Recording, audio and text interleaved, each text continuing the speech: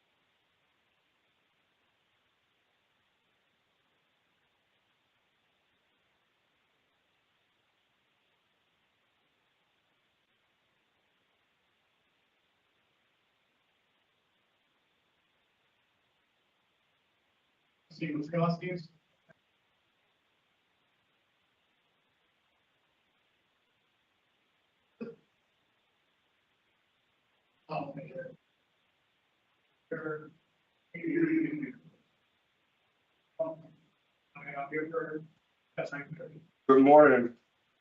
My name is Morning. Paul Williams. Today is Tuesday, October 29th, 2024, and this is a hearing of the Connecticut Board of Pardons and Parole.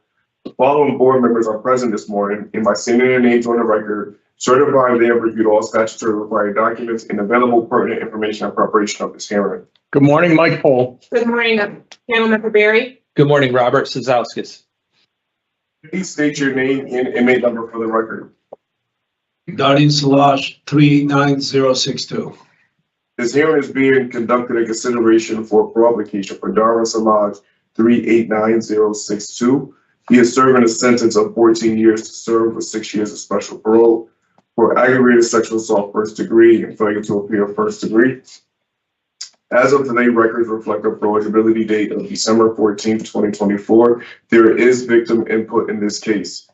There is an offender accountability plan for the offender. It has been reviewed and shows the offender has completed the following programs. Short-term sex treatment offender program. Utilizing the statewide collaborative offender risk evaluation system scores, the offender's overall score for recidivism falls in the low range. This is your opportunity to express to the board why you believe you should be granted parole. You may begin. I'm sorry, Officer Williams, he also has a static score. Yes, and he has a static score of 0, which is in the low range. Thank you.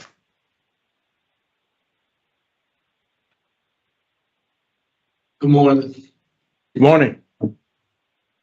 Thank you for giving me the opportunity to speak today.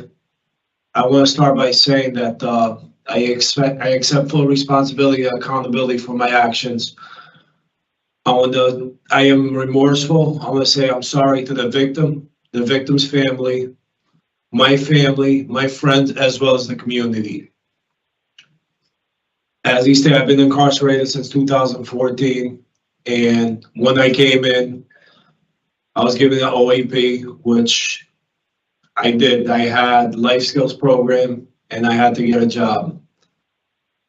I took the life skills. It was sexual behavior. It was very helpful, a lot knowledgeable. I learned a lot of stuff in it, and I maintained the job throughout the facilities. Also, I went on taking, I volunteered for the following programs as well. I volunteered for Voices. I successfully completed it.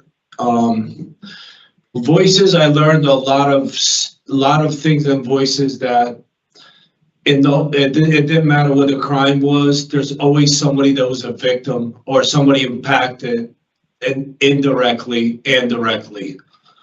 That just opened my eyes to a lot of things. Also, I took Threshold. That was more of a budgeting program, learning how to budget, learning how to live out in a free world. Then I continued, I took anger management. I volunteered as well for all of these programs. Anger management, I learned a lot from that as well. I learned where my triggers were. I actually continue. I called my family and friends, and which I did not know until I took the program, and they told me that a lot of times that either I showed up in the vet at home, they knew just by my look, by my behavior, and a lot of the triggers that I didn't know, sweaty palms or just pacing. So I am aware. After I completed that program, I volunteered for domestic violence. Domestic violence was a program that it was extremely helpful as well. I've learned a lot. There was too many things that I did not know, I was not aware. And I am very knowledgeable now in that aspect of it, as well as on my relationship to work on. It gave me a lot of great pointers, what not to do and what to do. And even as far as an argument to learn how to call a timeout, walk away, cool down, so it doesn't result to any physical, and then revisit the conversation. Lastly, also, I took good intentions, bad choices. And as it states, good intentions, bad choices, a lot of us had good intentions and a lot of things that we made a bad choice, we made a mistake. And the program shows you it was also hand in hand with the addiction services program. I completed those 4 successfully. I completed as well as AANA. I continued to go there as well. And I completed aftercare. After I completed all these programs, the staff asked me to mentor them. So the following program, DV, anger management, good intentions, bad choices, and voices, I did mentor them. And I learned a lot more from the programs. As I stand before you today, I can tell you that when I came in till now, I am a better man. I am a more matured man. And I look at things differently. Upon my release, I do have a plan. While I was incarcerated, I did not get a chance to renew my license. So I am going to renew my license right away. Once I'm released, I am going to see my parole officer, and I'm gonna follow all the rules and regulations. And then I have a place to go, my brother. I have many employment opportunities, but for momentarily, immediately, I will start working with my family. Within the first year, I'm gonna start my own family. I'm hoping to start my own business. Within the second year, save enough money to purchase my first property, and then follow my family's footsteps during construction and real estate as well. That's all I have to say. Thank you for listening. Okay, thank you, Mr. Solage. What we're going to do here today, we've read your background, what you've accomplished since you've been in. And thank you for filling that in. You filled in a lot for us. So we're going to take turns asking questions to clarify some things that we might have questions on. When we're done with that, the Office of Victim Services has victim input, and during that time, you're not allowed to speak. And then we're going to discuss your case and give you a decision today, okay? Thank you. And we're going to start questions today with Board Member Berry.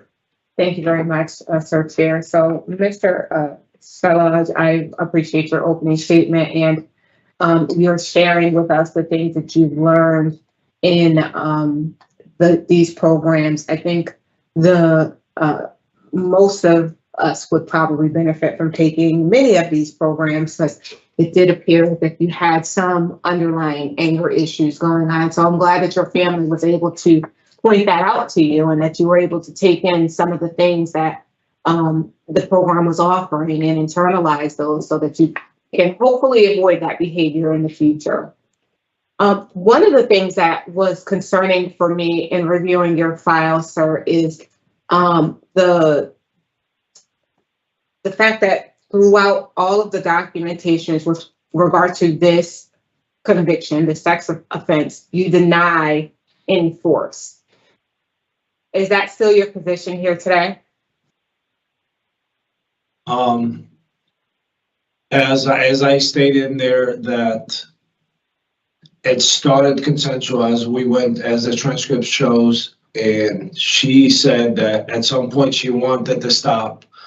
At that time, I was not aware, and if I were, immediately I would have stopped. It's been very hard for everybody, the victim and everybody else, so I did make a mistake. I have learned from it. I will continue to learn each and every day. So your position is still that, do you admit that you were using a little bit, you were a little rougher than he would have liked you to be? Do you admit that? I know that you said, you've been saying, and she's been consistent as well. She said that it was consensual initially, and then. Yes. Now that I understand and I reread everything, and that's what it seems to be. So, and I came to the understanding, like I said, that if I were aware of that, I definitely would have. But like I said, all the paper, everything shows that. So yes. So I don't like the wording. The ifs and if that said and all of those things really are concerning to me, because again, you were in every document that I read, it really says that you denied this behavior. You denied the fact that she told you no. You denied the fact that you were being aggressive with her. And she has been in shambles ever since this whole thing occurred. Even when you were interviewed by the officer in preparation for today, you were consistent in your denial. And while I appreciate your accepting responsibility and taking accountability for your actions, I'm baffled by what you actually are accepting responsibility for. I know in hindsight, you're saying, I would have stopped, but that's not what you did. You are correct. And as it shows in there, and as from the beginning to the end, as well as when I went to trial to it, and it was, and I admitted to the part, it was rough. I thought I was under the impression that that's what she wanted, and as well as the trial documents will show that it was said I meant to tell him to stop at that time. Really, if I knew, absolutely, I would have stopped. All right, let's move forward, because I don't think we're really making much progress in this area. So let's talk a little bit about how the impact that this crime has had on your victim. Having completed the Voices program, tell me what you heard. I heard you say that there are no victimless crimes, which is true. It's a general statement. But what do you think the impact that your actions have had on this victim? How do you think her world has changed? For the victim, I'm sure their world is teared apart. Is going to continue. So the trauma, including the family, it's a very hard thing to go through. And for them, it's unthinkable. I mean, it's just unthinkable. And I just hope that one day they forgive me too, and I forgive myself as well, and continue to do better. I wish nothing but the best. Okay. And just for the record, the state's attorney did submit a written objection to your written opposition to your request for, it's not a request, to your being released early on parole. So I just wanted to mention that. And also, I wanted to talk, did you know that you have a detainer to be returned to Albania? Yes. And do you have family there? I haven't been there in 38 years, so I don't know anybody there. And what have you appeared for any hearings just yet? No, I have not. So there is an active detainer, and if you are granted parole here today, even if you aren't granted parole, we still have to abide by that detainer that has been lodged. So we would have you return to Albania. Is your family in the process of fighting that? We have not gone through that process. Once we go through that process, I guess there's nothing we can do until we go to ICE. Then that's where the process starts. And so in the event that you do have to return there, you'd have to start all over. So you have no family there. You'd have to get housing and all that stuff. Yeah. Yes. Just to go back just a little bit. So I read in the documents that you were being evicted from your business when the police came to talk to you about this case. We weren't being evicted. We were terminating the agreement. That was my last month. Oh, we that were was terminating them. That was the last month because he wanted to double the rent on the place, the landlord. Okay. He wanted double the rent. Because I read also that there was a lot of police activity at that business. Is that true? There was one complaint about loud noise. I thought that I read a little bit more than that because you had other charges that were nollied associated with this offense. So I think that they'd come there before you had a little run-in with it. They came in for disorderly, for a loud noise, disorderly conduct. They asked for the owner, and when I arrived, and they said, "Listen, it's a private club. We could go in. We can't go in there, but it was loud, so we have to arrest you because you happen to be the owner." I was not at the location at the time. I did show up, and same thing. I told them that, listen, the noise will go down. They'll keep the noise down. All right. So I appreciate that explanation. And one last question, and then I'm going to turn the hearing back over to the chair.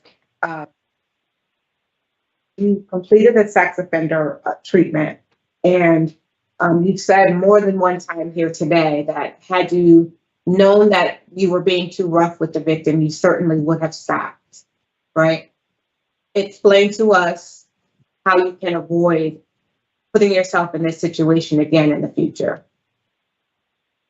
Well, very simply, number one is it was alcohol involved, which I don't want nothing.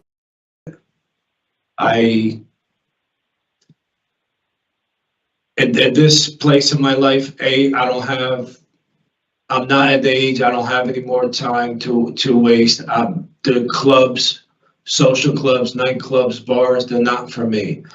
A lot of the stuff that I learned in there to where I will never put myself in any situation to where I harm others or myself.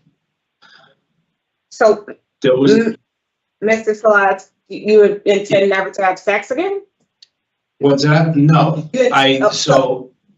So let me just tell you that through our training, we have learned that the use of alcohol or substances really do reduce your inhibitions, but the behavior is already there. It lies dormant. And when you have those substances inside you, it makes it okay. You understand what I'm saying? So even though you are saying you're never going to drink again, that's not, the drinking may have added to it, but that wasn't the sole factor. You understand what I'm saying? So going forward, you're a young man. I heard you talk about starting a family. You can't start a family without intimate relations. And so my question to you is, how do you avoid being in this situation again?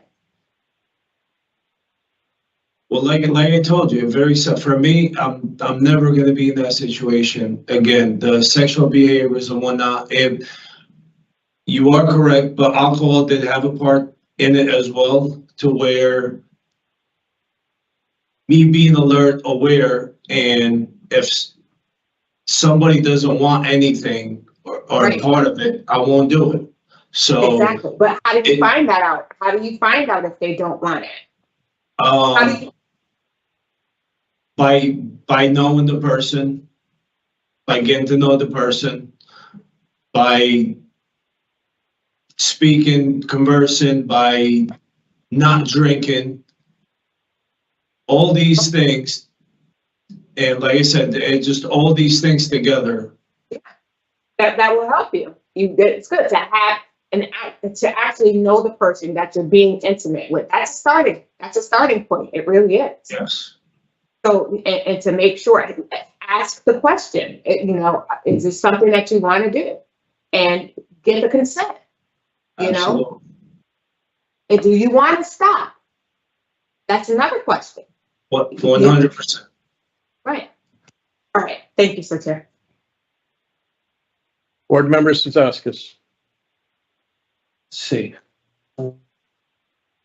So you got a disciplinary report, sir, back in it's like 2020. Is that right? Yes. Can you just talk about what happened? It was during COVID. Was a crazy time that nobody knew what was going on, and as well as you guys know how the world was, the prisons were crazy. I was just going into the shower. I removed the mask. The CO turned around and swore and said, "Put the mask on." I said, "I'm proceeding to the bathroom." I put the towel over my mouth. And he said, "Well, I'm gonna write you a ticket. So go take a shower." I took a shower, came out, and I simply asked him, I said, "What did I do?" He said, "Oh, I told you effing put the," I said, "Listen," I said, "if you're gonna write me a ticket," I said, "just spell my name right." That's all I said. And he turned around to where, "You going to SEG?" I said, "What did I do?" I said, "I didn't wear a mask in the shower." And then they came in, they asked me, and I told them the same thing. So they said, "Okay, you going to SEG." That was my first and only ticket throughout my 10.5 years. Even when I went to SEG, I'm gonna be honest with you, I was going to fight it to where, and the reason is, I don't think anybody should have been put in that position to where you went to another facility to where it was madness. Like I said, I don't blame anybody because nobody knew anything about COVID. It was an unknown worldwide. I went there and I was told, "Listen, if you want to go to trial, you're gonna wait 4 weeks. If you want to get out, you get out tomorrow, you go to quarantine, and then you move on." So one of the things I have learned till then, I said, you know what? It doesn't matter whose fault it was. I put myself in that predicament. I accept the responsibility. I signed that ticket and I just moved on, never looked back. Okay. Understood. Thank you for explaining that. My colleague has asked a lot of questions, and you've answered most of what I had questions about in your opening statement. So I appreciate you taking the time to talk to me. I'm going to turn it back over to the chair. Thank you. Thank you. Mr. Solage, at this point, your portion of the hearing is over. And, okay, you can just sit there. Ms. Hamlet-Williams? Yes, thank you, Sir Chair. Good morning, panel. I do have the victim who would like to address the panel today. One moment.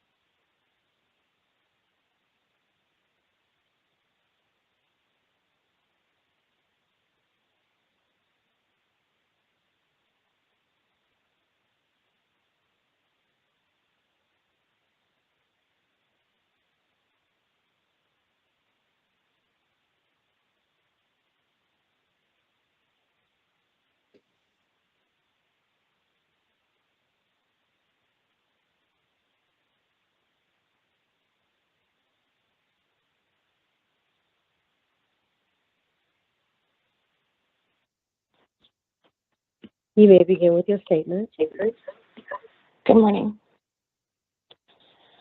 Good morning, parole board members. I am writing my statement to convey my opposition to the application by Dardian Solage for parole. Every single morning when I wake up, even after all this time, I must remind myself that the defendant is in prison and can no longer harm me.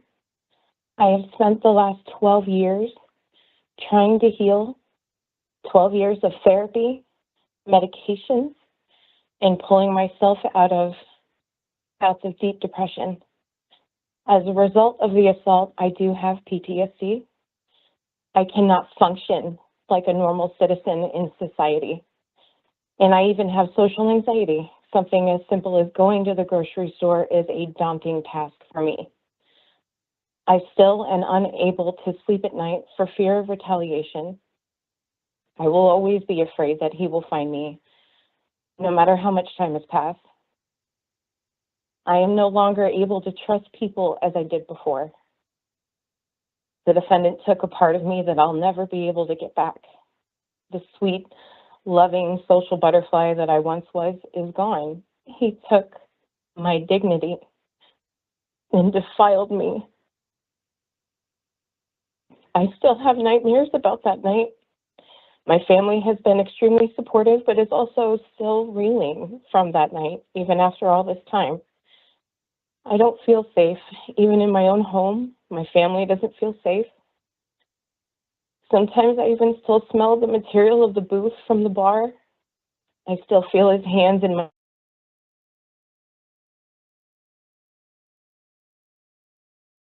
telling me to take it as he tore into every part of me. I remember begging him on my knees to stop, that it hurt. Once he was inside of me, I knew he wasn't going to. The only thing that I can think of to keep myself alive was to just let him do what he wanted. And after he was done, I can go home. The defendant violated every part of my body and then made me put his penis into my mouth. It was still covered in my own fecal matter. And even now, sometimes I could still taste it. The crime he perpetrated against me was violent and brutal. I strongly urge the parole board, if he were to be released, to notify ICE for his deportation. He is a violent offender that absconded during the trial. And under the circumstances, I feel that it is highly unlikely that he will abide by the conditions of his release and even offend again, maybe even disappear entirely. It's for these reasons that I am urging the board to deny the defendant's request for parole. Thank you for letting me speak.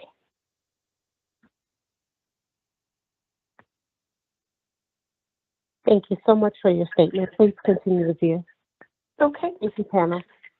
Okay. Thank you for your input. Thank you for facilitating that, Ms. Hamlin-Williams. Anything further, board? Board Member Berry. Yeah. I appreciate the input given by the victim. I can only imagine the trauma that she experienced and that she continued to experience on a daily basis, based on the nature of this offense. She's going to continue to experience this, unfortunately, for years to come, because it's not as easy to get over as most people think that it is. I heard her also request that we contact ICE to have Mr. Solage returned back to his homeland. And I think that that's already in the works. He certainly has completed programs that we would have liked to see him complete. He has a limited criminal history. His eligibility date is in December. which is about 2 months away. Yeah, my understanding that ICE needs at least 3 months to try to get him back out of the country. And honestly, if he's going to be deported, I'm of the opinion why have the state pay to house him when he's going to be returned. I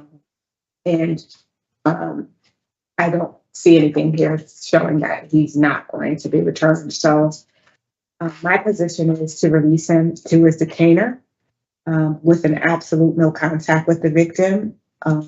He has 6 years of special parole following his sentence. And if he decides to abscond, he will be returned to prison and he could potentially serve out the remainder of this sentence and those 6 years. So there's a lot at stake here. Should we decide to contact the victim? Same thing over his head.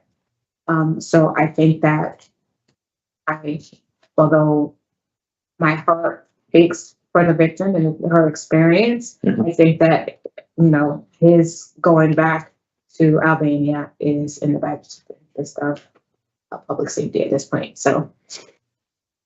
Board Member Vazquez. Yeah, I agree with my colleague. I did want to say that I did listen to every word that the victim said, and I do sympathize with her, and it's just a horrendous crime, really. But today he presents well, and he rates out low, and he's completed the programs. I don't see that there's anything else that he's going to be able to do in there that probably benefit from him. So I agree with my colleague that I think the best way forward here is to grant him today to be released to ICE. All right, I have released to ICE detainer, halfway house, problem sexual behavior treatment, no contact with victim, JC. Yeah. And we got 12/14, right? Yeah. What was the date? 12/14. So. Regarding Dardian Solage 389062, I move to grant parole effective 12/14/24 with the following stipulations: release to ICE detainer, halfway house placement, treatment for problem sexual behavior, and no contact with victim, initials JC. Is there a second? Second. Those in favor signify by saying aye. Aye. Those opposed, no. The ayes have it.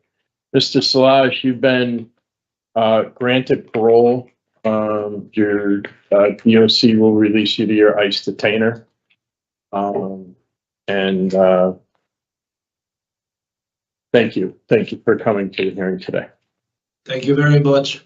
Different moves in here for their Celaj 389062. I also. Yep. You're all set. Thank you.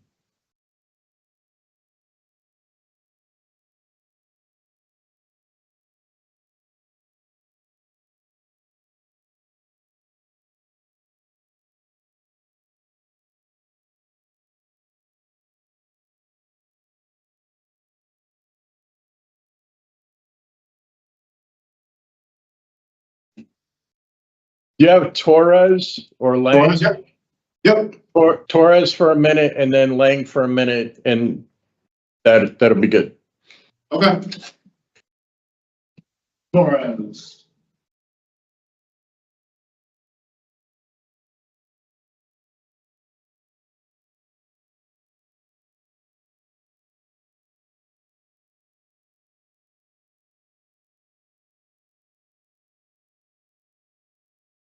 Hello. Hello. Oh, there I go.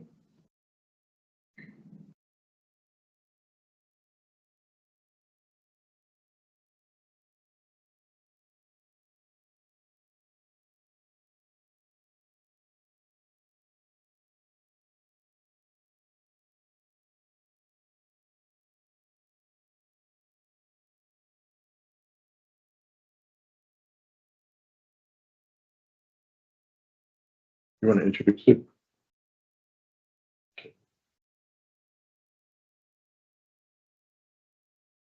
want me to actually read Just this? introduce it. Just Okay. introduce who we're in panel will chime in. and-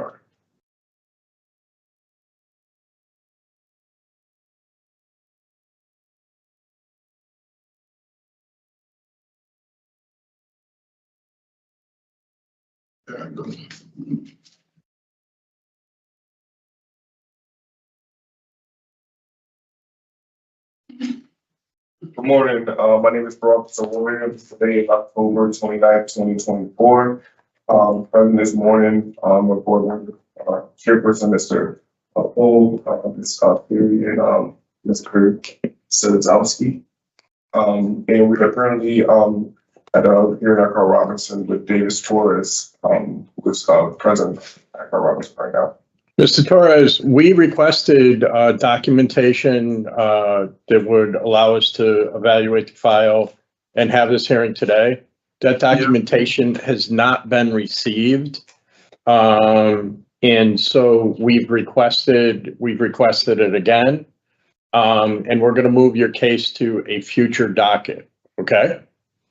Was that the police report? The state police report? Police report, the trial transcript, and A PSI, anything. PSI related to this offense and such. About the trial transcript, I don't understand because I didn't go to trial. Sentencing It's transcript. a sentencing transcript. Oh, okay. All right. Yes, I'm sorry, I misspoke. Okay? So future date then? Yes, so regarding David Torres, 332-623, I move to continue his case to a future docket. Is there a second? Okay. Those in favor signify by saying aye. Aye. Those opposed, no. The ayes have it. Mr. Torres, you're going to be moved to a future docket. We'll try to get those documents as soon as possible. Okay. Thank you. Thank you. Yeah.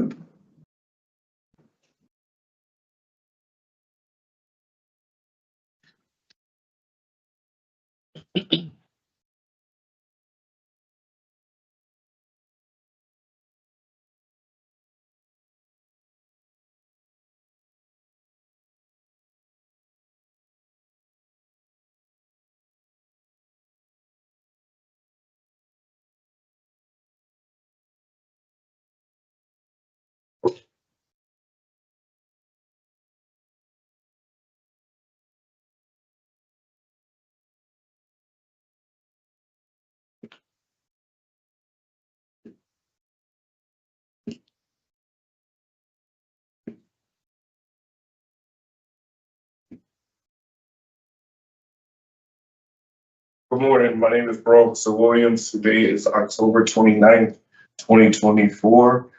Present this morning is our chairperson, Mr. Cole, panel member, Ms. Berry, and panel member, Celaj. And also present is Yusef Lane, MA number 266549. Board Member Berry. Thank you, Sir Chair. So, Mr. Lane, you had a case in 2019 or 2018 where you received a violation of a protective order and its regulation third. You filed an appeal to, is that correct? Correct. And that appeal was denied, is that correct? Yes, I think so. Correct. So because of that, and you were supposed to serve a consecutive sentence of 2 years and a day, and then about 6 years of special parole. We cannot hear your case today because we don't know what your actual parole eligibility date is and what you're actually serving time for. So we have to continue your case to get the information together to come up with an actual sentence structure for you. Okay, so we don't know. Go ahead. Even though I'm here on a new charge, a 50% You are case. here on a new charge, but you never served your time for the old charge. So you have to serve that. From my knowledge, the time was served. I was off for 2 years, a little over 2 years on appeal bond. It was a consecutive sentence. It was 2 years and a day for both of those charges and 2,184 days of special parole. So we don't have the wherewithal to come. DOC has to do that with your record and all that stuff, get the stuff from judicial. So we still have more work to do to come together to see what your sentence is actually going to be with that other sentence if they have the time served, that's fine. We can't do that. We don't have the information. So we can't hear your case. Do you So no understand? telling. Yes, there was no telling when I would be called back. I'm assuming that it will be fairly shortly once, now that they know, hopefully they'll get right on it. But I really don't know when we'll hear you again.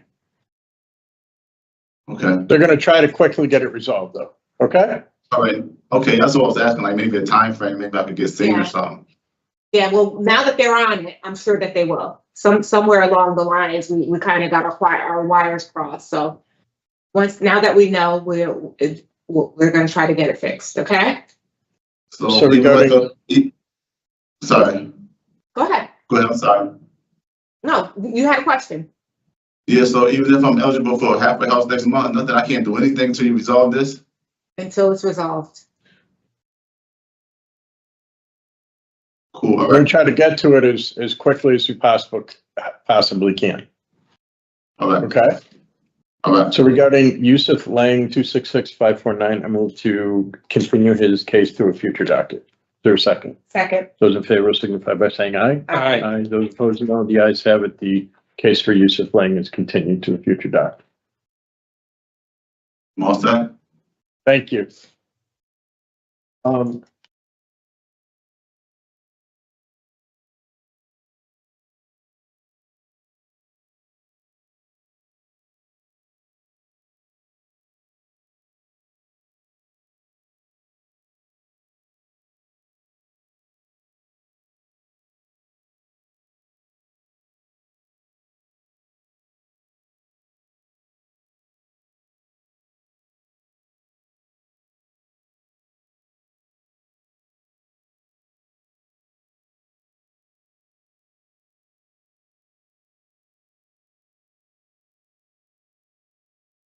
Can you bring in Mr. Belden for us, please? Yep, do you want to go, are we going right down the list now? Yeah, please. Okay, sounds good. You're on.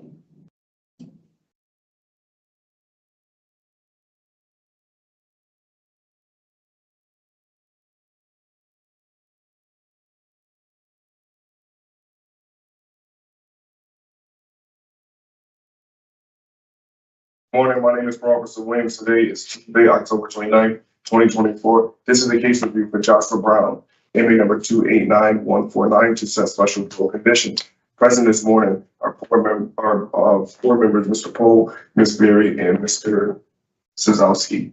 Can I just check? Yeah, check the number on that again. It's 409858. That's what I have.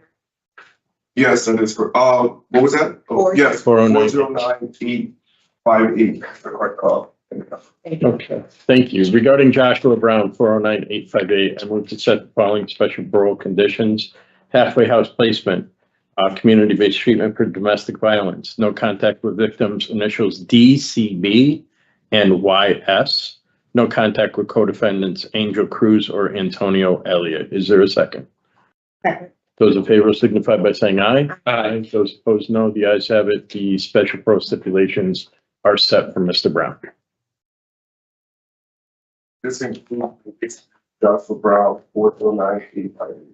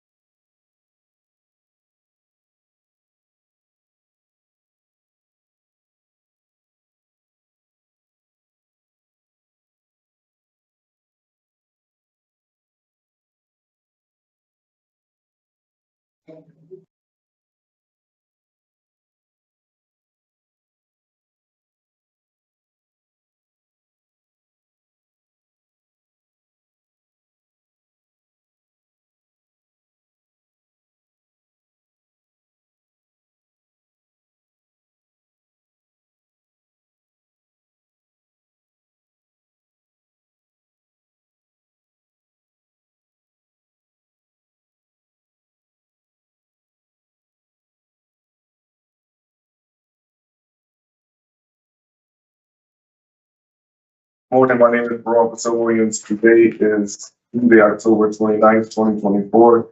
This is the hearing of the Connecticut Board of Pardons and Parole. The following board members are present this morning, and by stating their names on the record, certify they have reviewed all statutory required documents and available pertinent information in preparation of this hearing. Good morning, Mike Pohl. Panel Member Berry. Robert Sazowskis. Please state your name and inmate number for the record. Shawn Belden, 386996. Thank you. This hearing is being conducted in consideration for a parole application for Shawn Belden, 386996. He is serving a sentence of 3 years flat for violation of probation, forgery second, and failure to appear second degree. As of today, records reflect the eligibility date of November 27th, 2024. There is no victim input in this case. There is an offender accountability plan for the offender. It has been reviewed and shows the offender has not completed any programs that are on his OAB. Utilizing the statewide collaborative and the risk evaluation system scores, the offender's overall score for recidivism falls in the very high range. This is your opportunity to express to the board why you believe you should be granted parole. You may begin. Okay, I wrote a letter. Good morning. I want to start by saying I am truly sorry for all the things that I have done. I realized that the last 15 months has really given me an opportunity to think about my actions and the serious effect I had on the individuals and the businesses involved. I had no right to violate their lives in any way. I want everyone involved to know that I sincerely apologize for my actions. I've learned a huge lesson in doing the right thing and having respect for others and their belongings and property. I received a DR in January for fighting. I take full responsibility for my actions and now recognize how that situation could have been avoided. Since then, I have done a lot of reflecting and have continued to work on myself every day. I had come into the Tier 4 program on March 25th, 2024, and continued until medical found a serious infection in my spine. So I was transferred for nearly 12 weeks to the infirmary at Osborne. I was supposed to complete the program September 19th, 2024. But after my medical issues were resolved and coming back to the Tier 4 program, I had to start over. Tough to swallow, but during my time here, I have learned how to recognize my addictive and criminal behaviors. I also learned to take accountability for my thoughts and actions that led me to be incarcerated and to prevent this in the future. During my time here, beginning my recovery journey, I have been regularly attending and chairing NA meetings, both in the unit and compound-wide meetings. I have been continuing to work hard to become an elder in the Tier 4 community. I have been elected head of cleaning committee and cleaning committee in the community as well. Today will also mark the completion of the CCAR Recovery Coach Academy. I've come to enjoy the recovery environment and look forward to continuing this on the outside. I have a huge support system on the outside waiting for me, including my mother, siblings, and many other loved ones. My NA home group of the Bristol Recovery Club. I'm also in the process of working with Wheeler Clinic to have IOP set up. I'm also working with CHR to continue and transfer my MAT to the community, methadone program to the community. I have a position waiting to hire upon release at Cherry Hill Dumpster Company, as well as upon my release, I plan on going to the CCAR Welcoming and Resource Center. There I will find my own personal recovery coach. Then I will volunteer my time to acquire more certifications, hours, and experience to finally become a recovery coach myself. In closing, I would like to thank the panel for their time and listening, as well as for you to consider my release to finally make things right in my life, to prove to myself and to my loved ones that I've become a changed man, but also capable of becoming a responsible and productive member of society. I also have letters that were not in, I don't think that were attached to my master file because the date got moved up so quickly. One from my primary counselor in the Tier 4 program. It says attendance great, initiative, attendance excellent, initiative excellent, productivity good, attitude good, overall good. And then her comments were inmate Belden Shawn 386996 has been actively participating in the Tier 4 program since 7/8/2024 when I came back from Osborne. Mr. Belden attends all his group sessions, meetings, and completes all his homework assignments.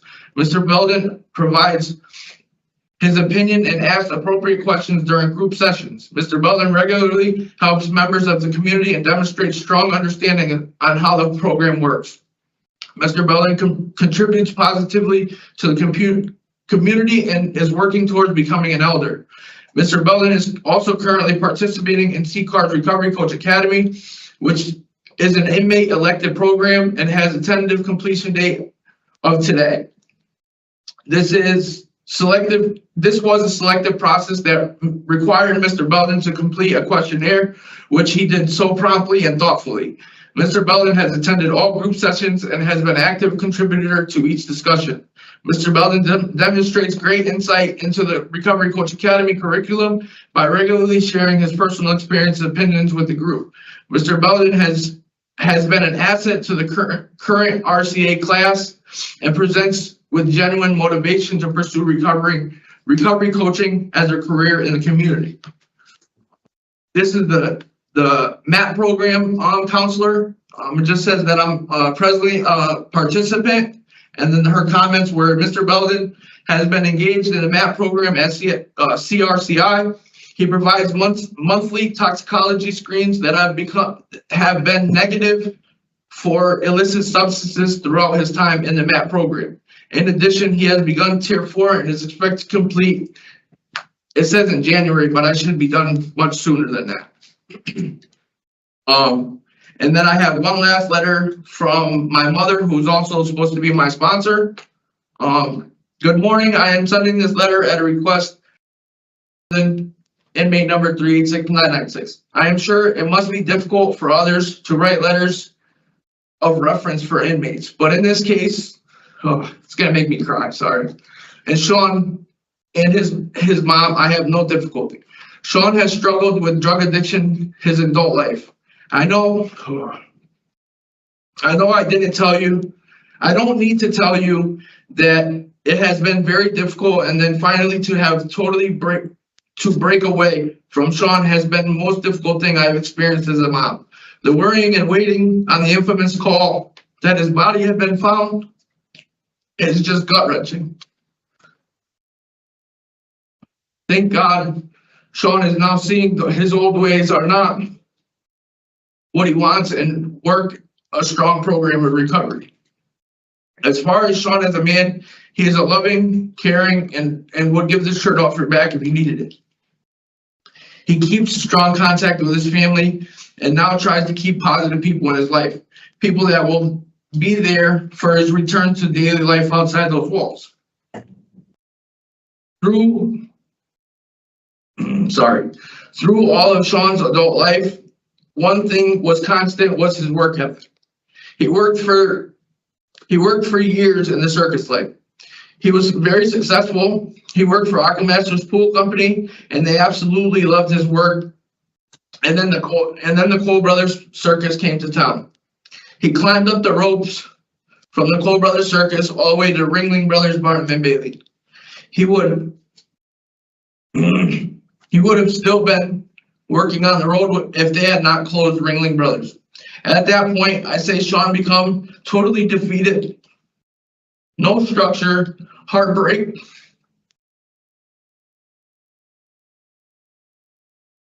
And then eventually his family disconnected. That began his homelessness and truly unraveling of his life.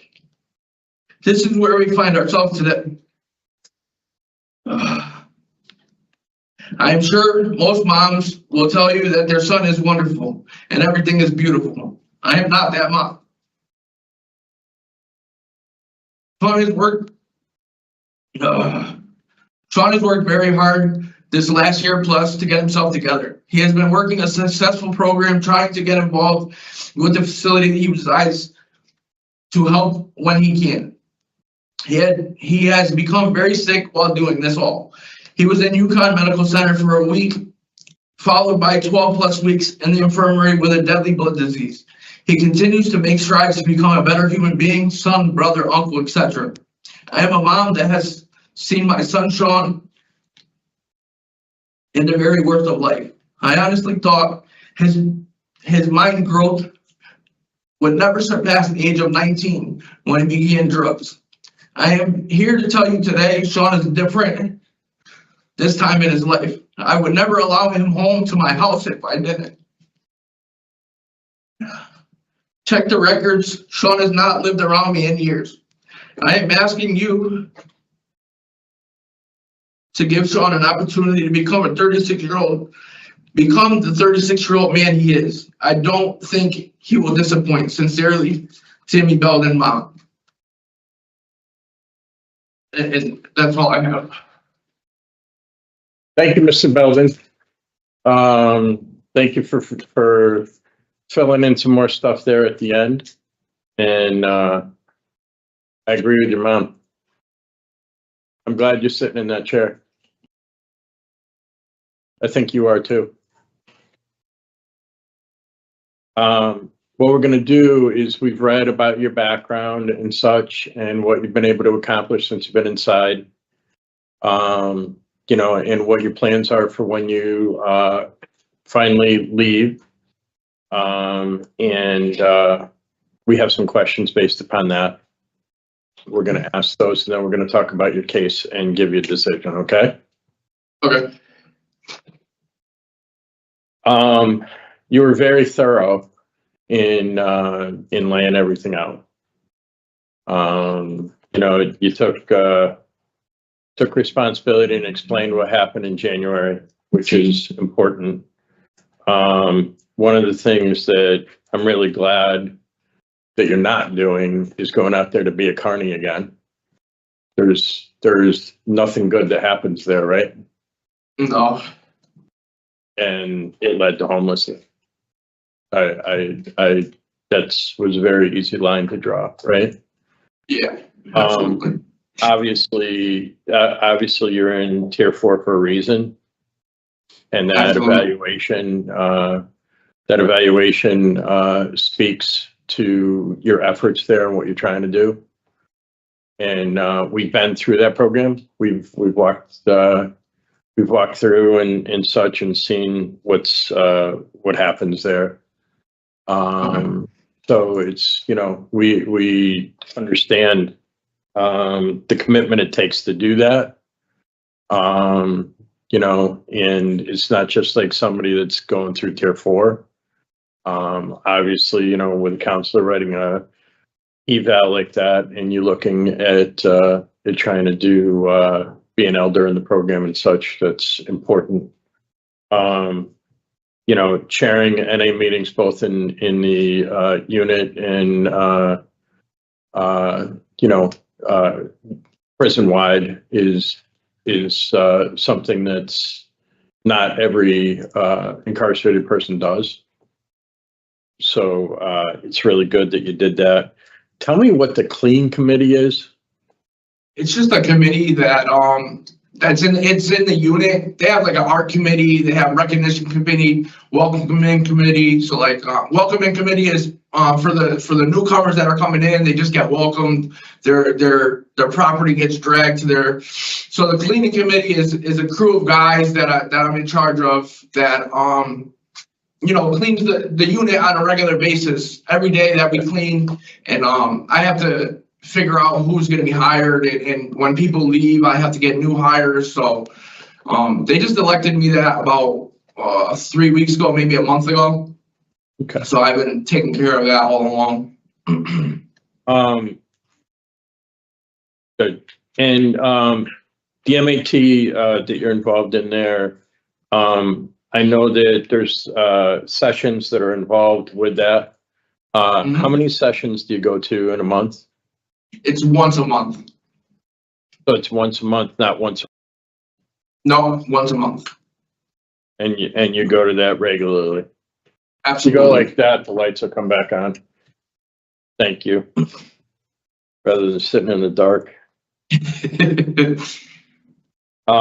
We've done enough of that, right? And you're in the RCA, and that's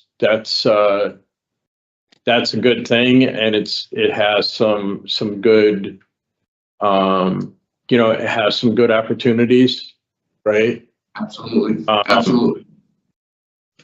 as you transition, what do you think about a coach? For myself or being a coach? Yeah. For myself, I think it's a must. I obviously not only need a sponsor when I go into the, NA and AA, but I need a coach that's going to be there outside of the meetings and be there anytime that I actually need help, somebody to talk to, somebody to guide me down the right path, different pathways of recovery. It's definitely opened my eyes to a lot of different things that are in recovery and things that are possible. So that's a must. That's one of the first things that I'm going to do when I'm released is going to the recovery, the CCAR Resource and Welcoming Center in Hartford. Yep. So. There's also a program there. I think it's on Tuesdays. That's formerly incarcerated people. Okay. Yeah, absolutely. I'm willing to do anything. Yeah. So, but that's a really important thing because there's a lot of people who come here and it's like, oh yeah, I'm going to be a coach. Well, what about you? Yeah, no, yeah. I think, yeah. You can't be a coach unless you're right first, That's definitely something. We actually were just talking about that yesterday. We had CCAR and it was self-care, and your self-care has to come first because there's no way that you can take care of somebody else's needs and multiple people's needs if your self-care, your sobriety, and your recovery is not the first in your life. Yep. Have you been to meetings out here before? In the world? Yep. Yes. Have you been to the Recovery Club in Bristol? Yes, I have. Do you have some connections there? Absolutely. Good. And one of the things I read, medical assistant treatment program, where is that or no? Yes, that's I'm on the methadone program right now. Okay, so that's I'm in the process of working with CHR to get that transferred outside as well. Okay, perfect. And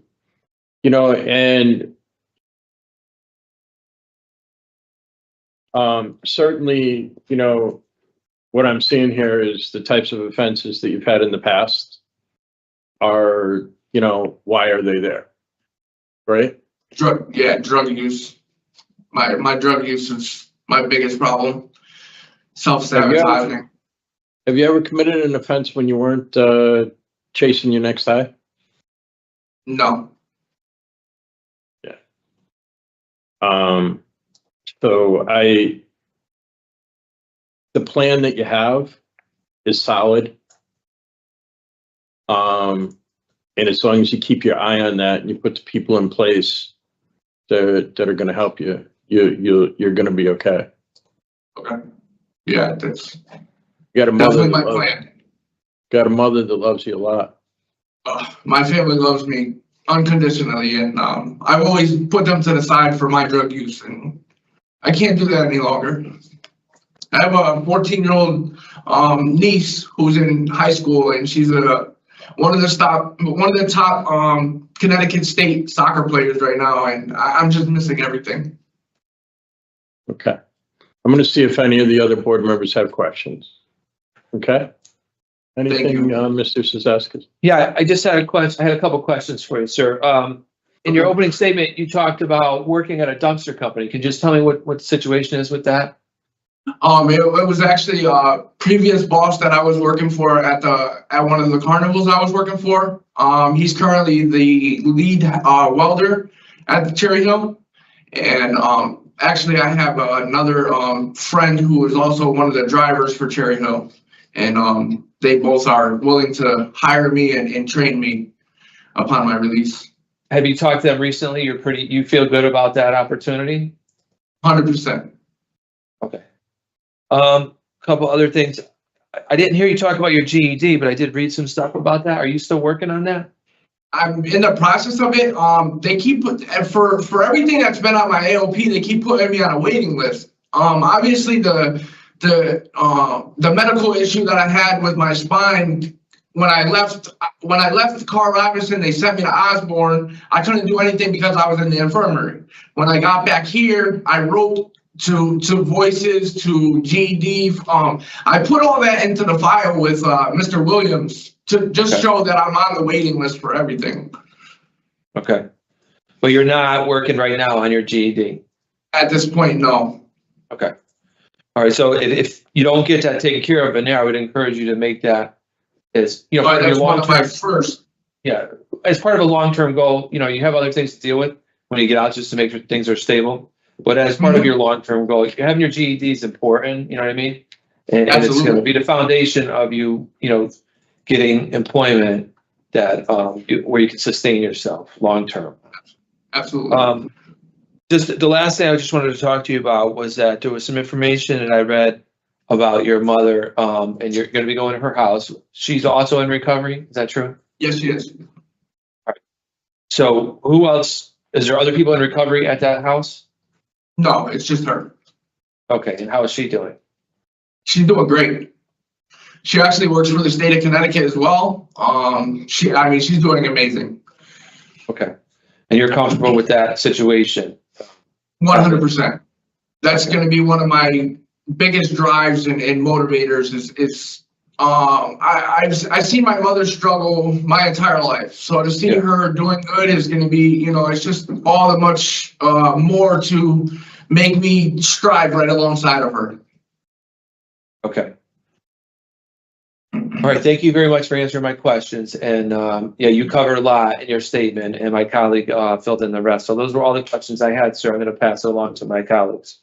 All right. Thank you. Board Member Berry. Thank you, Sir Chair. So, Mr. Belden, let's talk a little bit about your relapse impact. So, I saw that you did an outpatient program back in 2012. Do you remember that? I believe so, yeah. Can you recall what caused your relapse? Just, you know, feelings, emotions, different situations, just every excuse in the book possibly, you know, you know, being in a Tier 4 program and going through what I've gone through on this incarceration, I've learned, I've completely changed my mindset around and realized where those triggers and things are coming from. So.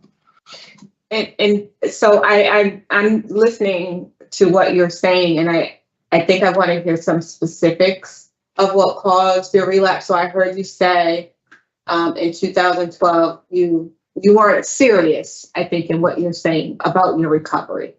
No, yeah, I definitely wasn't serious about my recovery. I wasn't serious about my recovery until now. I think back in 2012, I was breaking up with a girlfriend. I think I was just coming back off of the road from one of the circuses. Okay. And right. Now let's move forward from the 2012, because I also show you completed it in 2021, another program. Okay. And what do you know what caused that relapse in 2021? 21. Probably a similar thing. I think 2021 was when I was homeless, and I was struggling with homelessness, and I didn't have a place to go. My family wasn't talking to me. So it was a hard situation, and just another excuse to go out and use. All right. And so it really does sound now like you're talking about stability.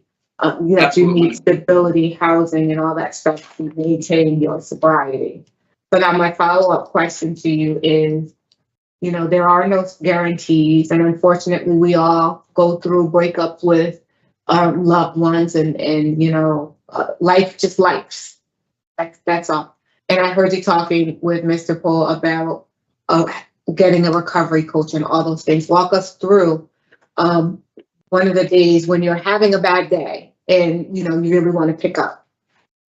Now I've learned that I can't do this on my own. I definitely need help. I'm totally willing to go to any length to get the help that I need today. Express myself, ask for help, talk to somebody about the situation that I'm going through and struggling with. I've never been able to do that. I've always bottled everything in and immediately ran to go use. Now I don't need to do that. I can recognize my triggers and recognize the things that are bothering me and go and talk to somebody. Okay. And so so in 2021, you didn't have a sponsor or anyone to call and talk to about anything? I had nothing to do with the recovery scene. And what about in the facility now? You're in a tier 4. Are you interested in completing the aftercare program at all? Have you seen anyone that's gone through the aftercare? Yes. I was supposed to complete the program in September. So when I came back, I had to start over. So I should already be done with the program. So, but yeah, I already put my aftercare application in. So yeah, I love the community. I love the recovery environment. It's just where I belong. I love helping others. Thank you, Mr. Belden. Thank you, Sir. Absolutely. Thank you. Mr. Belden, your portion's over. We're going to talk about your case, give you a decision. Okay. So where I'm on this, is that I'd like to see Mr. Belden complete the tier 4 program, contingent, just in terms of the contingency. I don't see a need to bring him back. His plan for release with his mother, which is a sober environment, employment, continuing to pursue the recovery coach career track is a good thing. He's engaged in MAT, going to the programs. He's shared with us today some positive evaluations with those. He's chairing NA meetings both in the unit and at the institution. They've made him the head of one of the committees in tier 4.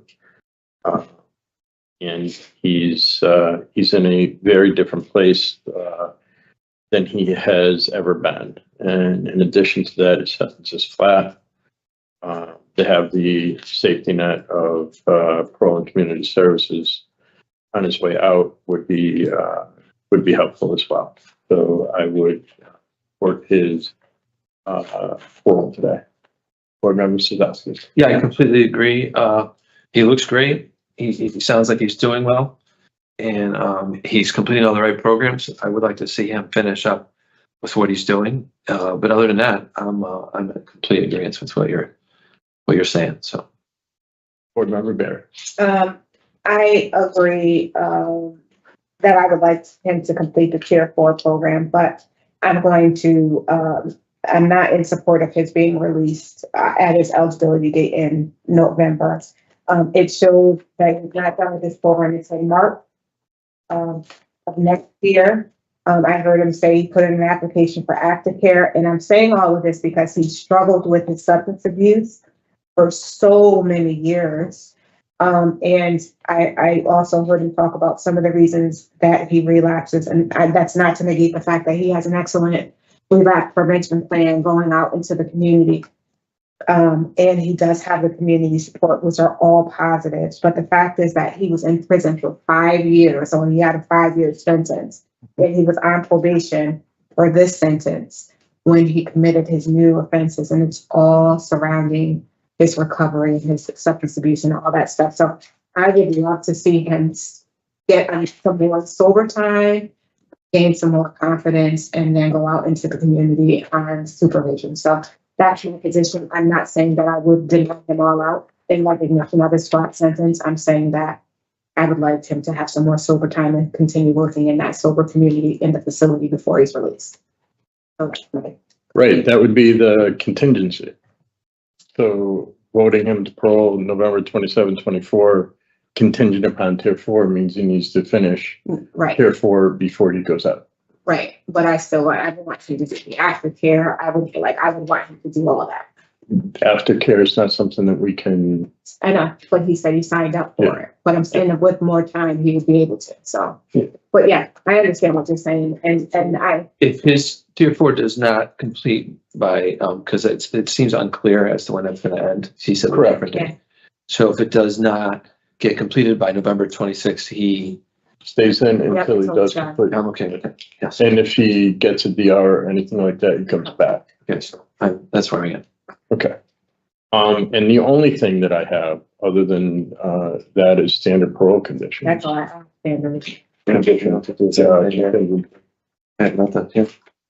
Okay, regarding Shawn Belden, 386996, I move to grant parole on or after November 27th, 2024, contingent upon completion of tier 4 with standard parole conditions. Is there a second? Second. Those in favor signify by saying aye. Aye. Those opposed, no. No, By a majority vote, you've been voted to parole. And I want to explain this just really quickly. So the date that we have is November 27th because that is your date. However, you're not eligible to go out on parole until you complete tier 4. Okay. You're headed in the right direction. I'm really proud of what you're doing for the first time, right? Yeah, Right? Okay. yes, absolutely. Have a great day.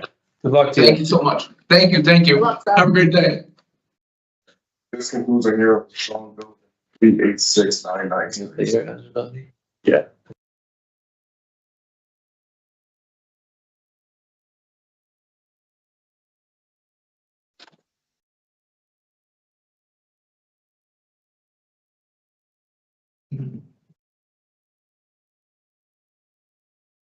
Good morning.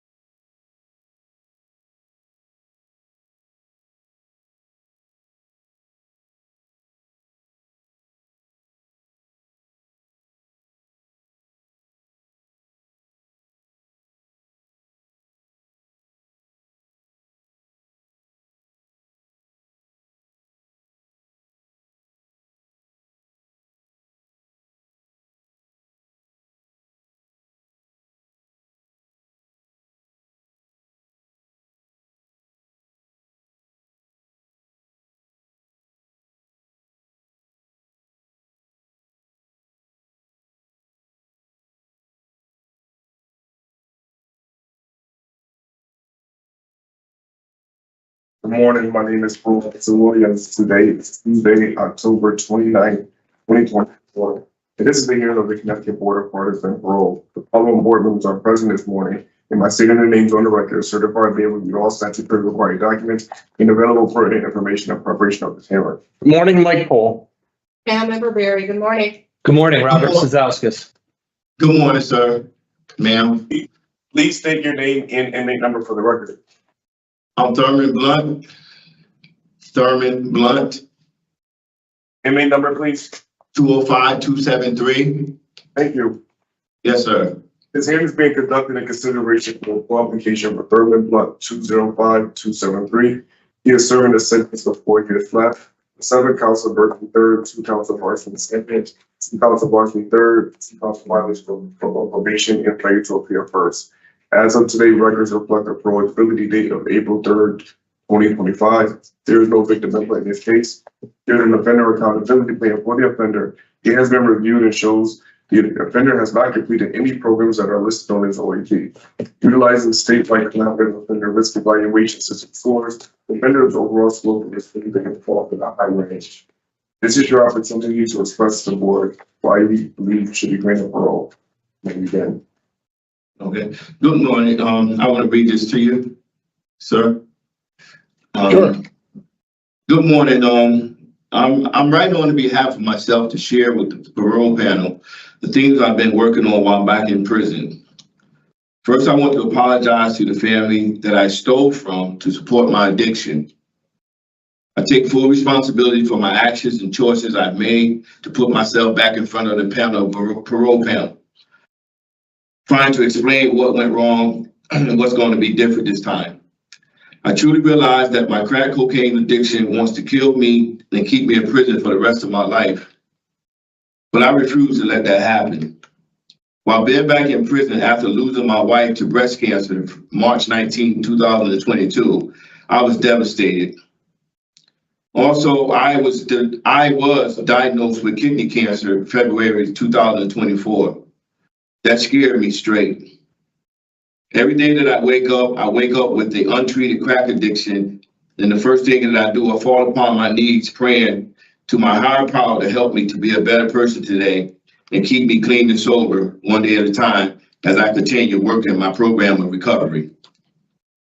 After participating in the Voices program, I've learned much about my thinking pattern, the victim, and the peoples I've hurt, which in turn leads me to additional treatment for my disease. I sought help from addiction service in which I was able to live in a therapeutic environment here at Carl Robinson, which is the Tier 4 program. Attending the program for 8 months, serving as a mentor, giving back and helping others, and sharing my strength and experience and strength and hope. I've learned how to be more honest with myself and others.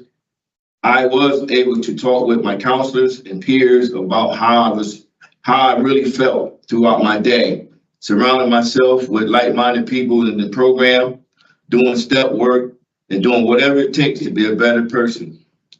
Furthermore, I am a father of 3, 2 girls and 1 boy. I'm also a grandfather of 4, Noah, Gabby, Uriah, and Ariana. I have a great relationship with my kids and my grandkids as well. My 80-year-old mother, 3 sisters, including 1 brother, who also has 35 years clean and sober, who supports me in my recovery along with the rest of my family, as well as my AA and NA family that I stay in touch with on a daily basis. I would appreciate the opportunity to continue what I'm doing to better myself in here, as well as out there in the community if given a chance. I will continue on this path of recovery, striving to do better each day that I'm blessed to see. I know I can do it, but I realize I can't do it alone. Today I'm more willing than ever to stop this vicious cycle, as I plan to relocate, get a job, a therapist in a better quality of life, go back to school and participate in a long-term inpatient program where I can be rooted in stability, as I would like to grow in a healthy way and become a productive member of society, giving back what was freely given to me, which includes a new way to live without the use of drugs and alcohol. Thank you. Thank you, Mr. Blount. Yes, sir. We've read about your background and what you've done since you've been in. Yes, Based upon that, we have some questions. Yes, sir. When we get done going around with questions, we're going to talk about your case and give you a decision. Okay? Yes, sir. And we're going to start questions this morning with Board Member Vazquez. Hi, sir. Good morning. Good morning, sir. It's concerning because your case, because of the amount of failures you've had, in probation and parole in the past, and you weren't out long the last time before the behavior we started over again, with the same things. So, I'm just going to go through my questions and let's see how you're doing. Okay. You talked about the Voices program and how your actions have affected the victims in your case. Yes, sir. I'm mostly concerned when I read through your cases and some of these burglaries that you did at night when the people were home, and then you were faced off with confronting them in the house, and how you think that your actions in those situations have affected those people living a life, at night in their home, and what they, how they feel now. Well, I'm pretty sure they're traumatized. I'm pretty sure I'm aware of the damage that I could have caused, being in that frame of mindset at the time. And like I said, I'm fully remorseful towards my actions. And under any other circumstances, I know this wouldn't have occurred due to my crack addiction. That's not what I'm not proud of anything that I've done. It's been a long history of drug use. And when I found out I had this problem, I had to find out what it was going to take to, and as I am today, still striving more and more to live a better life, man, because I think I come from a beautiful family, and I'm the only one that comes through this life, and I could have gotten killed, I could have hurt somebody else physically, there's so many things that could have taken place that I didn't take lightly, and I've been struggling, I've been struggling along the way, but I didn't give up, and I'm not gonna give up, because I learned more about what I was under, what my addiction is want to do. But if I get the proper help and continue, man, I know that I can come out of this and be there for my grandkids and be a better person, because I'm not a bad person, like I say, along those times too, I put my wife through those same things, and now I don't even have her no more, and on this last term, losing my wife, I didn't know how to process that either, so I stopped working my program, and it led me right back to my addiction, and I'm not proud of that at all, sir. Yeah, I understand, and I hear what you're saying. And I hear when you say that, you could have killed somebody, you could have been killed. I mean, confronting a homeowner in the middle of the night when they're half awake and there's a strange man in their home, you can imagine, as I'm reading through these things, I'm like, the terrible things that could have happened, you know what I mean? In that situation. And some of the things that you may not realize, the ripple effects, how they can sleep anymore. Wondering, is someone in my house? What their neighbors, after they find out that this happened, is someone going to come in my house? So there's just a lot. Yeah, there are a lot of victims, a lot of ripple effects that happen when something like this takes place in the community. And I want to make sure you understand what the effects you have on these people. Probably for a long time. Yes. A very long time.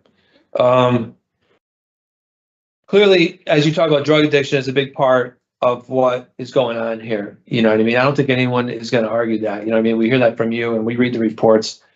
I see you completed Tier 4 and you became a mentor. Can you talk about what you learned from Tier 4 and then from going back and being a mentor? What that was like? Sir. Yes, sir.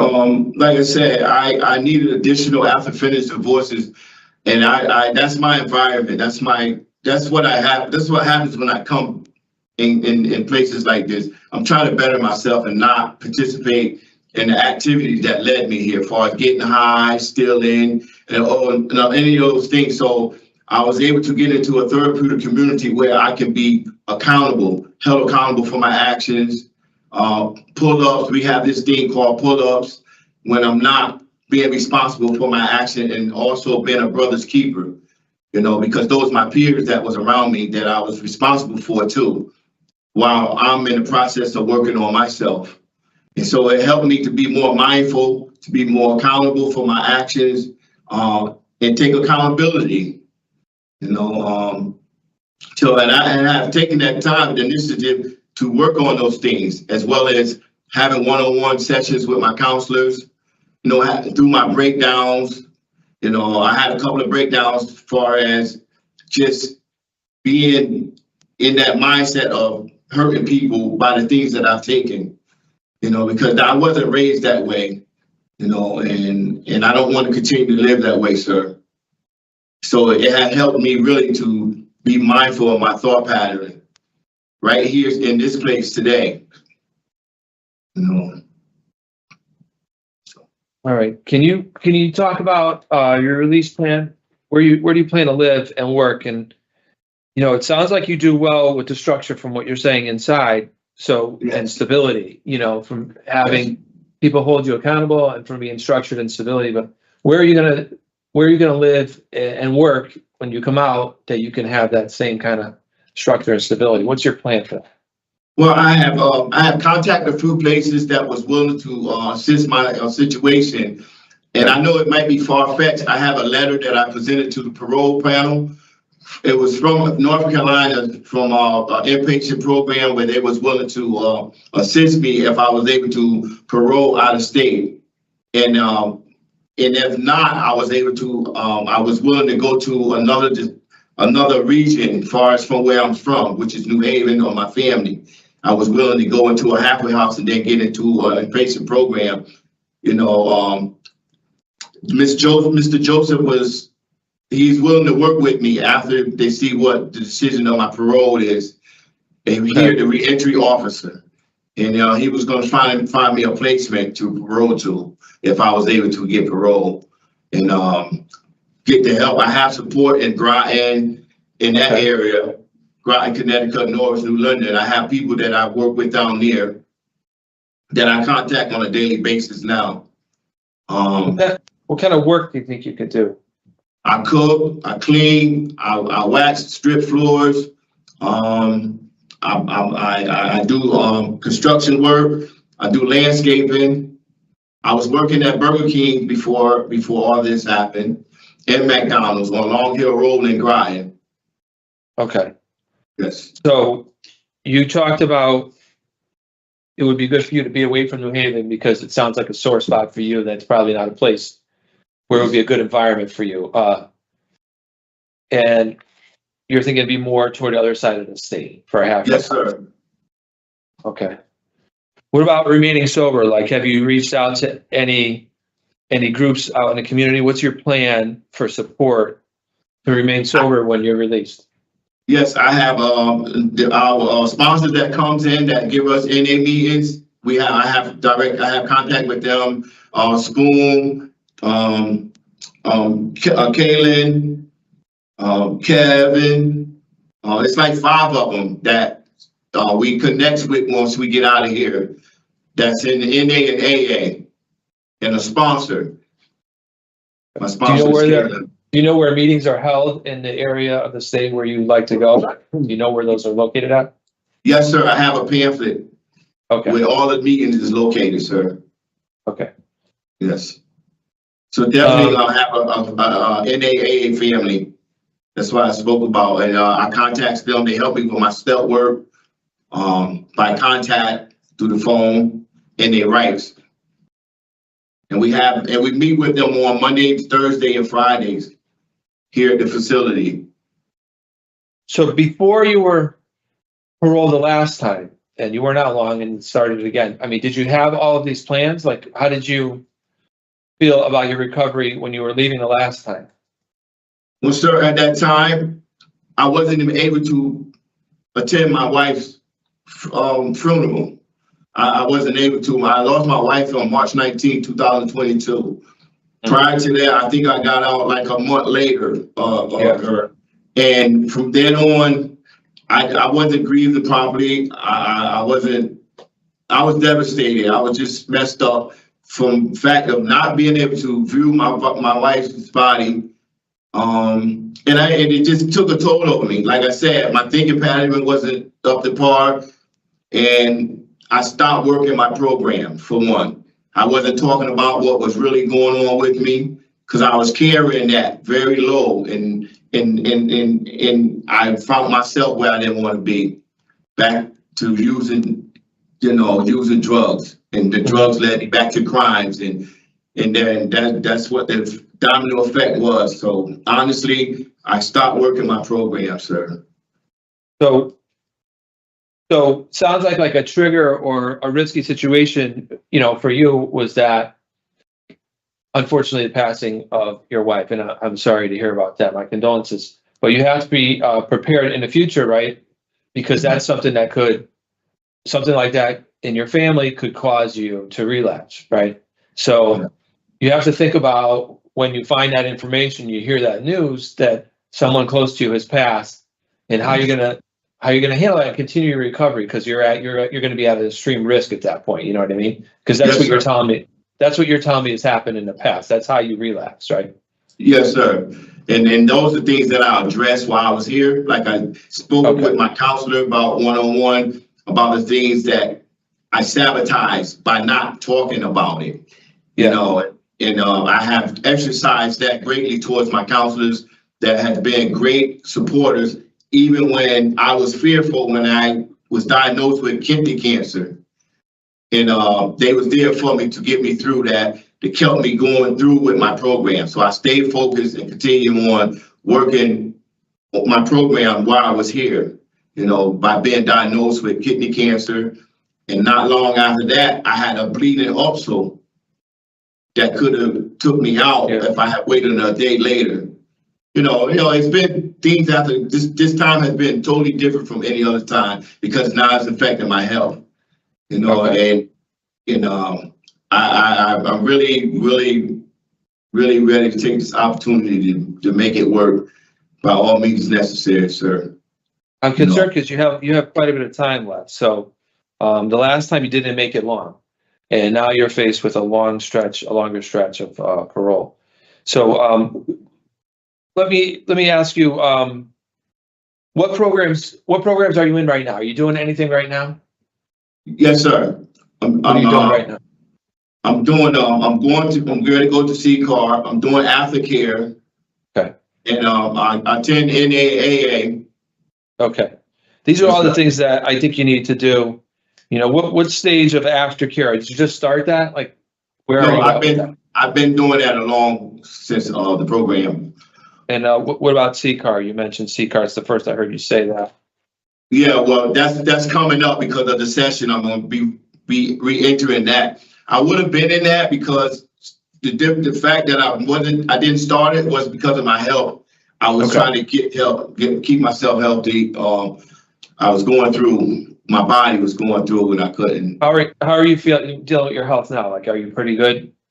Yes, sir. Yes, sir. Yes, sir. I got a couple of follow-ups to go back to. I had surgery March 25th in Yukon with Dr. Rostov. You know, they removed part of my kidneys on my left side. On my left. And I'm pretty much everything looks good with the CAT scan. You know, so I have another follow-up to do sometime next week. Okay. All right, sir. I appreciate you talking to me. You've answered all my questions. My colleagues are going to have questions for you, so I'm going to pass it along to them. Thank you, sir. Board Member Berry. How you doing, sir?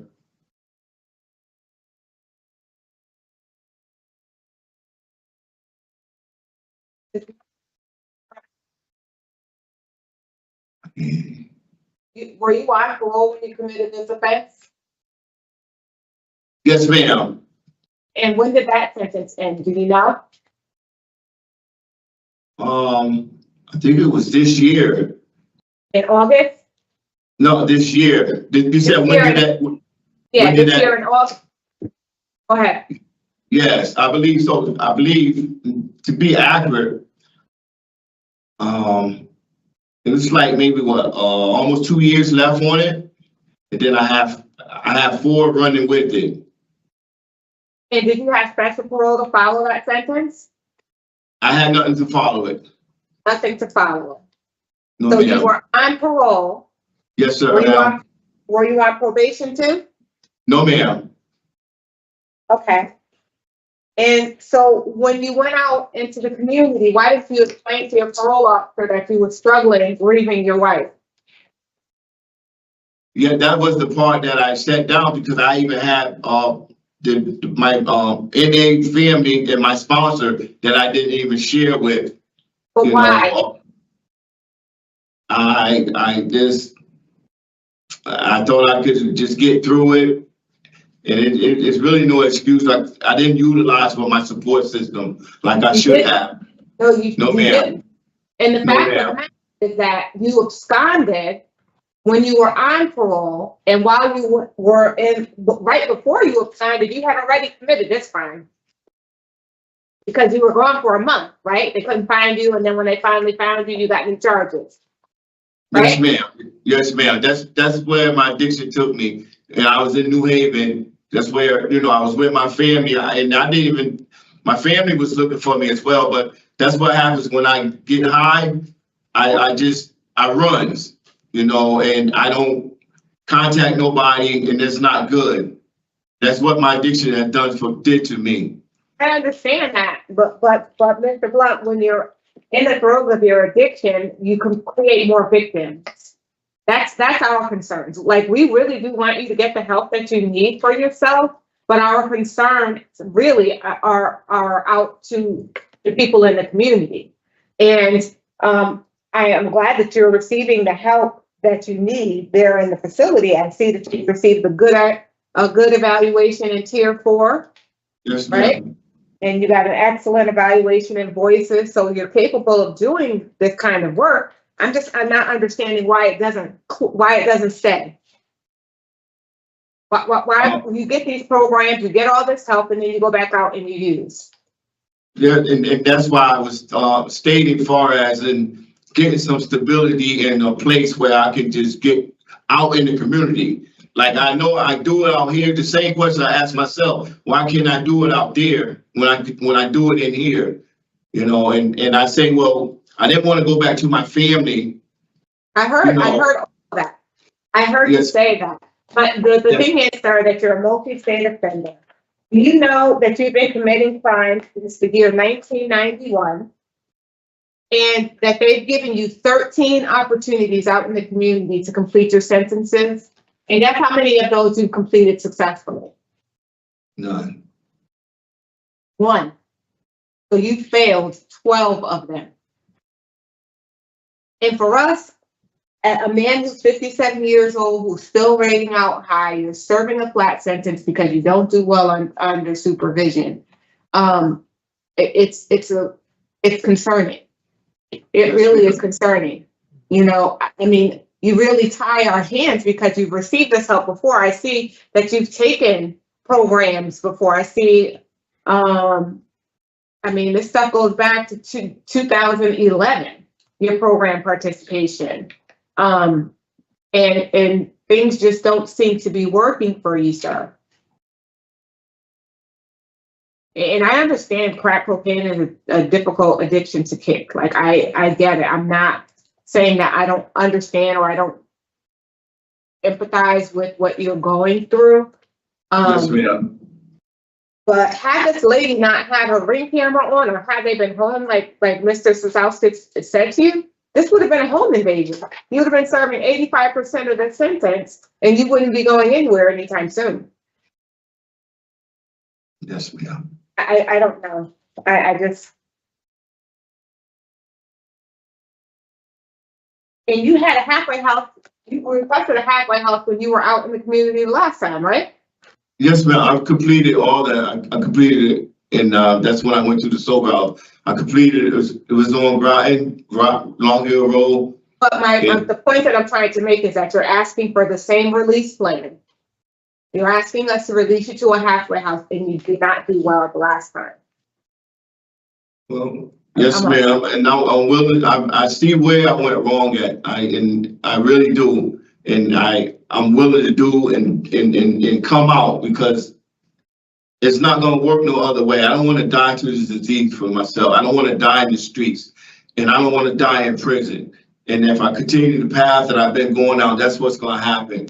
So it's really this time that I can utilize and realize all the other times that I didn't to make this work, if given that chance. You know, I'm sitting here. I'm not proud of none of this stuff I've done. I know. You know, and I think about mommy. She's 80 years old, and you know, all those things I talk about now because that's a fear for me. You know, I always wasn't there for my wife, and I don't want to be that person because I'm not that person. My drug addiction has caused me to look like a monster. It's not a monster. I think you struggle with. I don't think you look like a monster either. I think that you have an addiction that is controlling your thinking and your life. It's consuming your entire life, and I understand that, and that's why it's important for you to take advantage of all the things that I mean, there's so many resources out in the community for you, sir. I've been doing this job for 10 years and it has grown far. There's so many things out there for you. So many things to help you kick this. You know, But it has to start with your desire to want to change your life and then the action behind that. Even if you relapse, you know, pick it, start all over. You go back. I relapsed. I got to get myself into treatment. Do it all over again. It can't be, I'm in the throes of my addiction. Let me go see what I can take to feed my habit. Unless you want it, that's the life you want to continue to lead. Because you've been doing it for a long time. So yeah, I'm sorry. I'm all set. Thank you. Thank you, Mr. Kinchard. Board Member Vazquez. how you doing, sir? Good. We're going to take this time to deliberate, sir. So we're just going to ask that you could listen, and then we're going to get back to you and let you know what our decision is, okay? Thank you, sir. Okay. So Mr. Blount's 57 years old. He rates out high. It's very concerning. His last couple of times we've gone over this. He didn't make it long and committed these current offenses while on parole. With that said, he does have some good reviews. He's doing the right thing.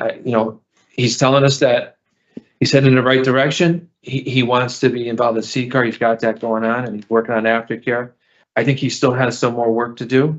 So for today, I'm not ready to release him.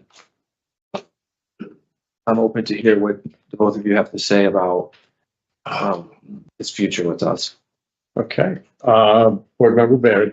Thank you, Sir Chair. So while I can appreciate all that Mr. Blount has done to turn his life around, I think the action really has to start with him. Unfortunately, he hasn't proven to us during previous releases that he was capable of doing it. And in fact, on most of his releases, he's come back with new charges. I am hoping that he gains all the tools that he certainly has participated in the programs that we would have liked to see him take. I heard him talk about even the mental health stuff in there, but for me, I don't have him granted parole today. I don't have him granted parole. I'm coming back. So, and I saw that he was on probation, and I don't know why. I'm trying to find that. But yeah, it's no for me with no. Thank you, Board Member Berry. For me, it's a matter of how to set Mr. Blount up for success. And I don't think that setting him up for success is having him dropped off at a homeless shelter.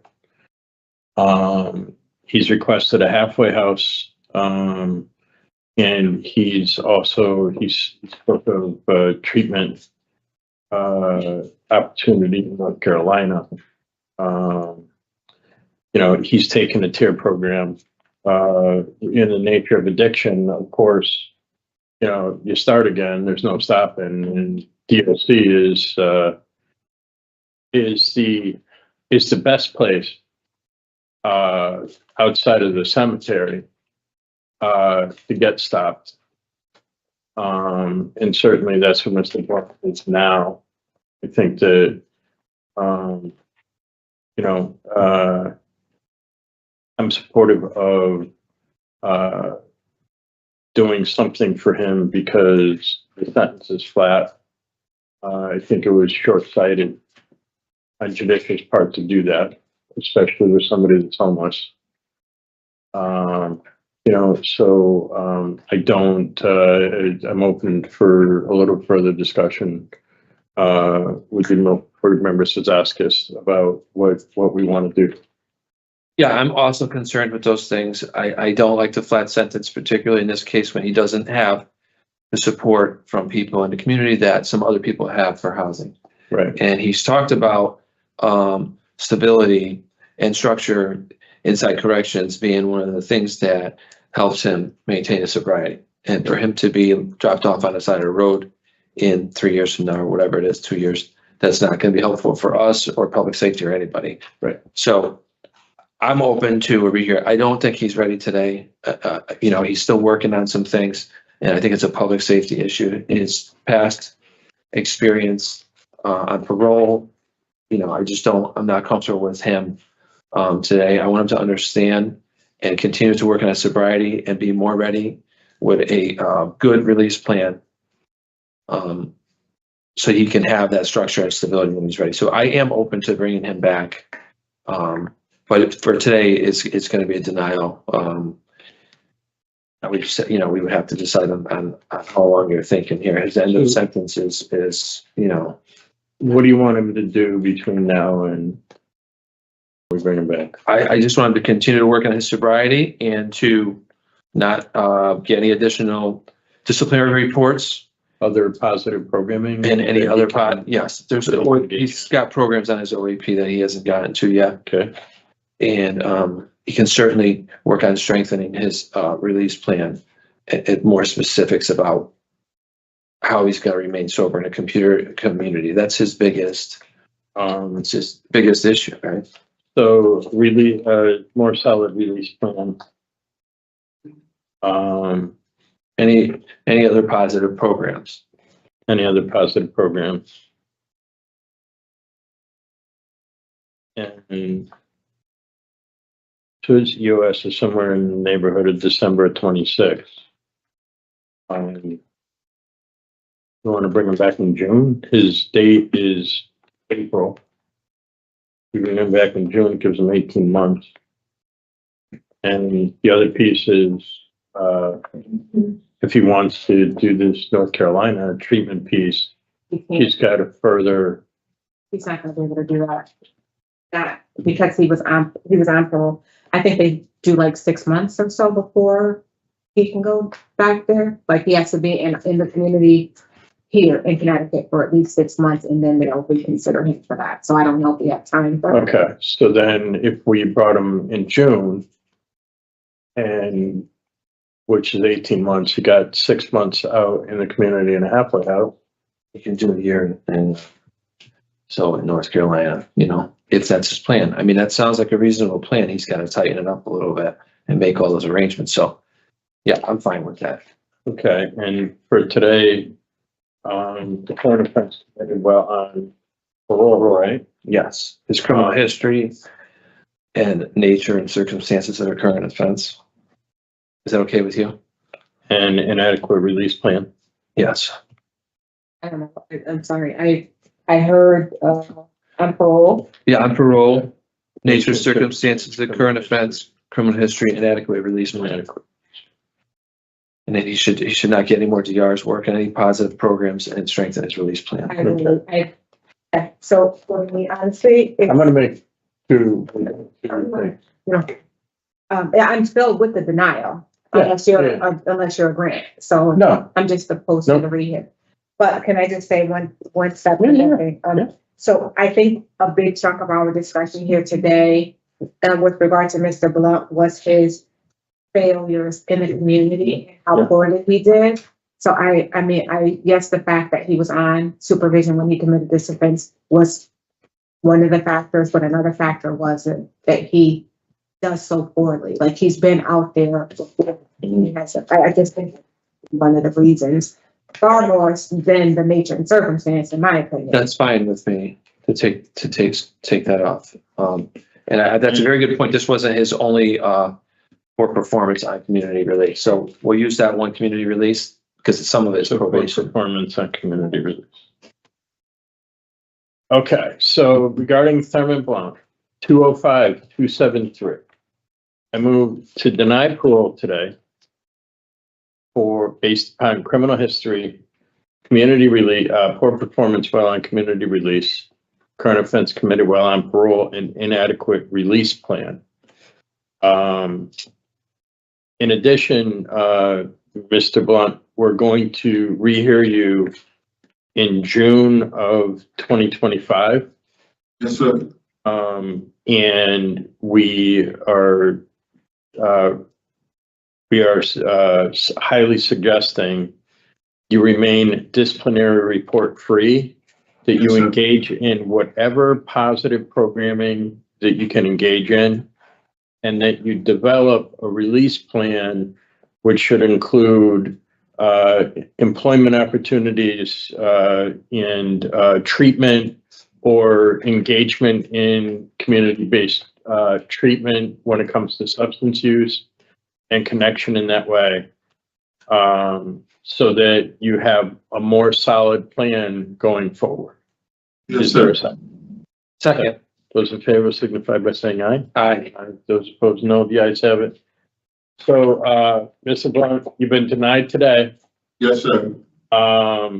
We want to give you the opportunity. Well, don't want to drop you off on the side of the road, right? Yes, sir.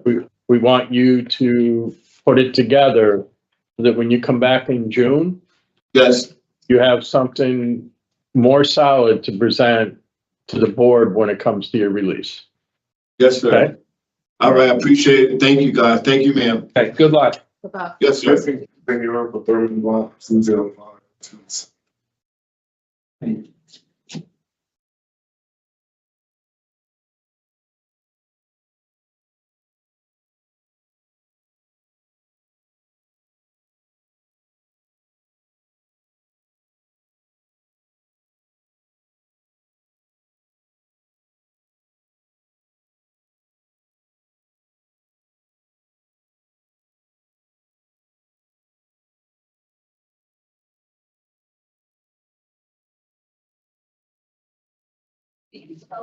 We'll get started with you shortly. Sir.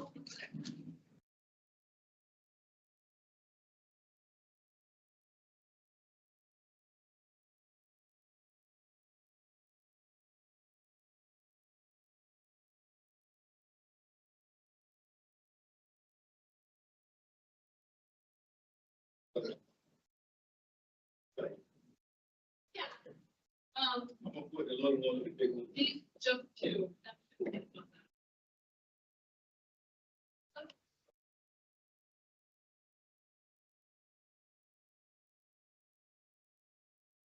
like torn and raggedy. Yeah.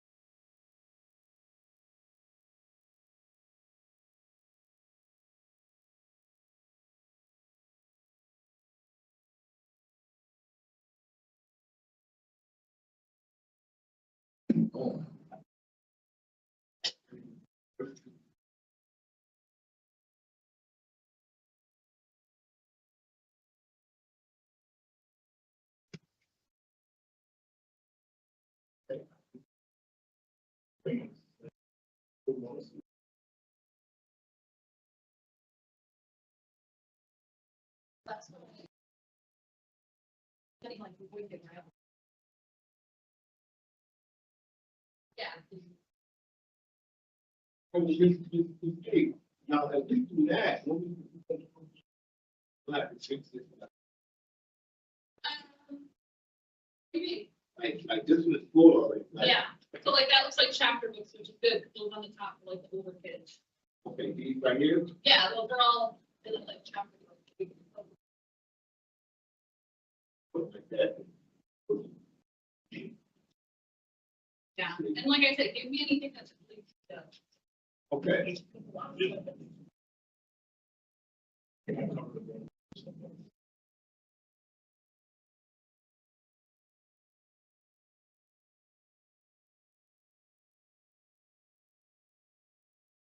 1960.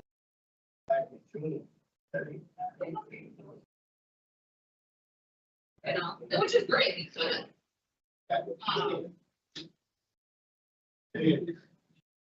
Yeah, like getting emotion.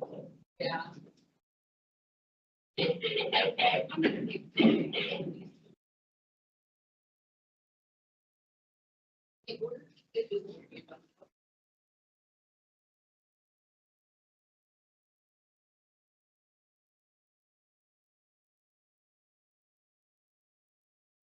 He had them organized up there.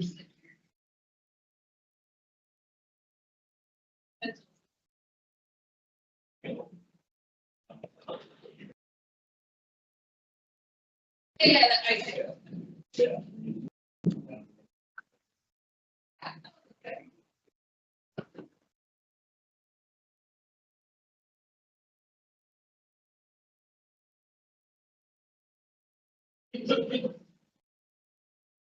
Like ones like this are.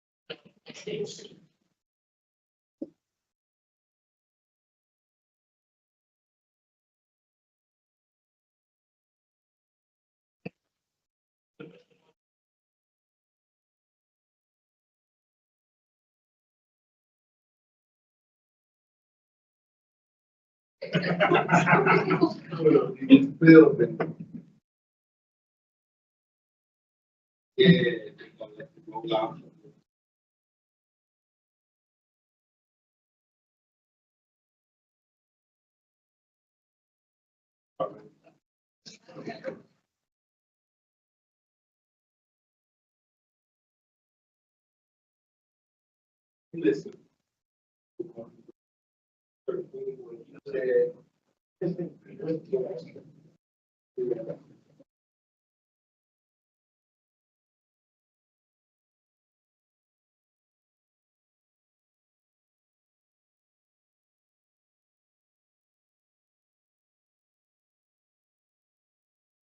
Morning, my name is Officer Williams. Today is Tuesday, October 29th, 2024, and this is the hearing of the Connecticut Board of Pardons and Parole. All on board members are present this morning, and by stating their names on the record, certified they have reviewed all statutory required documents and available pertinent information on this hearing. Good morning, Mike Polk. Good morning, Councilmember Berry. Good morning, Robert Wazquez. Please state your name and inmate number for the record. Thomas Collier, 372296. Thank you. This hearing is being conducted in consideration for a parole application for Thomas Collier, 372296. He is serving a sentence of 14 years execution spanning up to 7 years with 5 years of probation for 2 counts of possession with intent, possession of controlled substance, and interfere with officers. As of today, records reflect the parole eligibility date of March 15, 2025. There is no victim input in this case. Here's an offender accountability plan for the offender and the review. It showed that the offender has not completed any programs that are listed on his OEP. Utilizing the statewide collaborative and risk evaluation system scores, the offender is responsible for the system falls in a high range. This is your opportunity to express to the board why you should be granted parole. Then begin. Thank you for having me this morning. First, I want the board to know I accept full responsibility for my actions, and I want to apologize to my community and people I have affected from this disgusting lifestyle that I was living. Since I've been down, I took the time to really get to know myself, and that's one of the hardest things I have to do, because I realized there were things that I didn't know or believe about myself and things that I didn't like about myself. And it was during this time of self-reflection, I took the time to reevaluate what I wanted in life and set out to make the necessary changes, not just for me, but for my 3 children as well.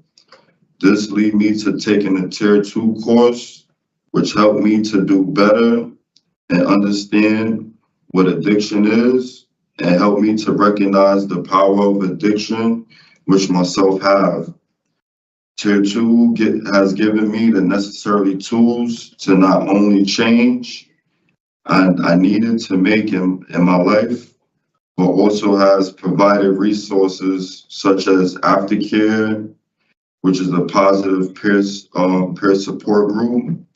I'm currently going to NA classes, and I have got a list of NA classes in the community where I could keep my peer support and stay around people with integrity in place once I'm released. I'm also enrolled in the Smart Recovery Program, which is a program that teaches you a better way and a positive way to live life through open discussion that promotes having a balance on life, mentally, spiritually, physically, and emotionally. I would like the board to know that I'm not where I want to be in life yet. I'm not where I once was. I'm still a work in progress. And I wake up every day motivated to do better than the day before. If given a chance to parole, I have found 6 potential employees through the Honest Job app that's provided on the tablet. And I do have my certificate.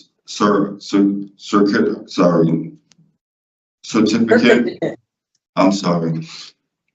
In closing, I do appreciate you seeing me today and the time that I was given to understand it's a better way to live my life and be a productive citizen. Thank you. Thank you, Mr. Collier. So what's going to happen is we've read about your background, what you've done since you've been in, your plans for when you're released. And based upon that, we have some questions for you. And then we're going to talk about your case and give you a decision, okay? Okay. And we are going to start questions today with Board Member Berry. Thank you, Sir Chair. So, Mr. Collier, do you remember me? Yes, I remember you. Miss. Sure you do. How are you doing today? I'm doing okay. I'm disappointed. I'm disappointed in myself too, Miss. Why are you back here? Same thing. Yeah. You can't keep doing the same thing thinking that you're going to get a different outcome, right? True. And I'm sure the last time we spoke, I told you that the sentences just get longer. And it has. Now 7 years. 7 years for selling drugs. How much money were you making out there?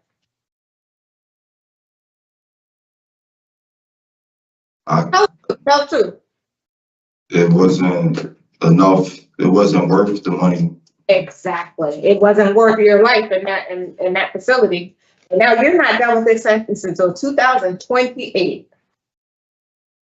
That's true. That's just the incarceration part.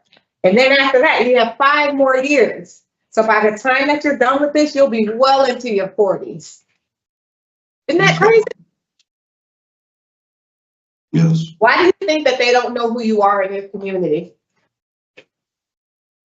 You think they're just going to let you go out there and sell drugs whenever you want? Like that? I don't know who Thomas Collier is, so we're not going to keep an eye on him. He's going to be able to do whatever he wants. Do you think that?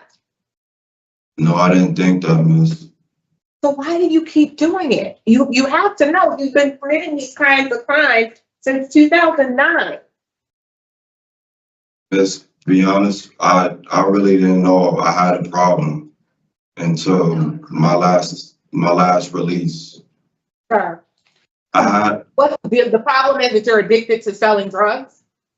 Is that your problem? You're addicted to that lifestyle, addicted to the money? Because you're not gonna make that kind of money washing dishes. No, I'm not. So why don't you get a trade? Why don't you find something that you like to do so that you can make good money? There's so many opportunities out there for you. You're young, you're intelligent. I can't for the life of me understand why you don't have your GED. Who wrote that letter for you? I wrote it, but I just had corrections. So you're not illiterate. You know how to read, you know how to write. Why don't you have your high school diploma? Because it's hard for me to like focus in class. Like I don't know, like I have a problem, like I zone out and I don't know, it's hard for me to focus. Yeah, it's called attention deficit. I have that too. Get medication for it. Yeah. It helps. Don't use that as an excuse. You're far too intelligent. You have far too much to offer than to be in there and be inmate 372296. Seriously. True. Do something with you. Have your whole life ahead of you. And the good thing about this now, there's a bad part and there's a good part. The bad part is that you have a long sentence. But the good part is that you have so many resources out there now, while under supervision or as long as you have this sentence, you have resources. Schooling, the whole, it's your oyster. You have to communicate with whoever's going to be supervising you out there in that community to turn your life around. It's not too late. It really isn't. You have to believe in yourself. Yeah. You can do it. Yeah. You're not God, right? True. I heard you talk about your children. You want to be positive role model for you can do it. I believe I can. I know you can. So I don't want you to be back here. I don't. I want you to do positive things with your life, sir. And you can do it. Remember that. This is what they expect you to be. They expect you to be this inmate. And I'm here to tell you that you're more than that. Thank you. If you can put them like binding hours too. Okay. Board members, Vazquez, anything? Good morning, sir. Morning, sorry.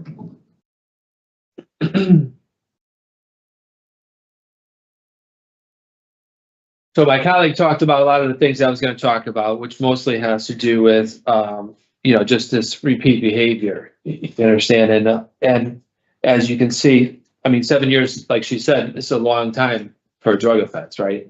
So what do you think is going to happen if you get out and you get another sentence? What do you think is going to happen? Not going to be 7 years. You know what I'm saying? It's going to keep going. It's going to keep going up and up and up until you learn. I mean, that's just what's going to happen, right? You can't let this happen again. I mean, just absolutely cannot. You're just never going to get out. You know what I mean? You got to break this cycle and find a way to do it. You said you're in aftercare now? Yes, I'm in aftercare now. What's that like? It's a positive peer support group. It's just basically just keep me intact. Just better ways to help with my addiction. Help me with triggers. It helps me to continue help me with resources and just a better way of thinking.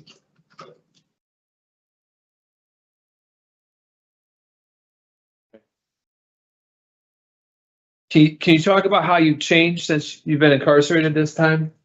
What's changed since you came in this last time? Well, this time I had to really sit back and think, like, why I keep coming back to jail, and I just wanted to figure out the problem, and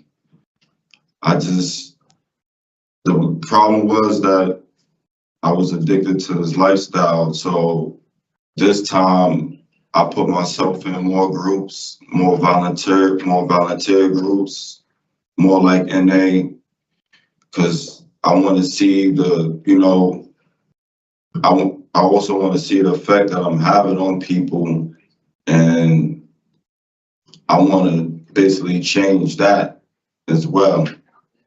Like,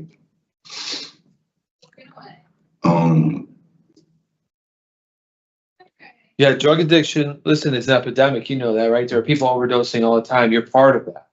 You know, you may not realize it, but you're enabling some of these problems. And then those people, they go and do other things and steal. You know, we heard from someone else say that breaks into homes and does all these things, and it's all based on his addiction. And you're just fueling this whole thing. You understand that? This whole cycle of events. I see you wrote something here about wanting to parole to your girlfriend's house in Clinton. Is that right? yes. You know that area? Are you familiar with where is that where you're from? No, it's not where I'm from, but I know the area. And you think that's a better place for you to be than where you've been in the past? Yes, it is. What does she say about all this entire situation?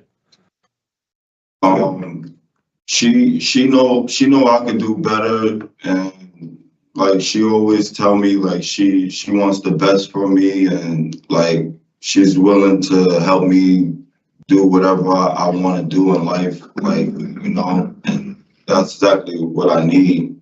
I need that support, and she's zero tolerance with drugs and all that. She doesn't play that, so that's why I really need that. So you have that to lose too, that situation, if you got back involved in this. You understand that too, right? Yeah. So where have all these things mostly taken place? Where have you been living at before when all these crimes were happening? New Milford and Danbury. Is that where you're from originally? Is that That's and so you plan not to go back there, and you plan to start fresh and with your girlfriend in a different place? Yes.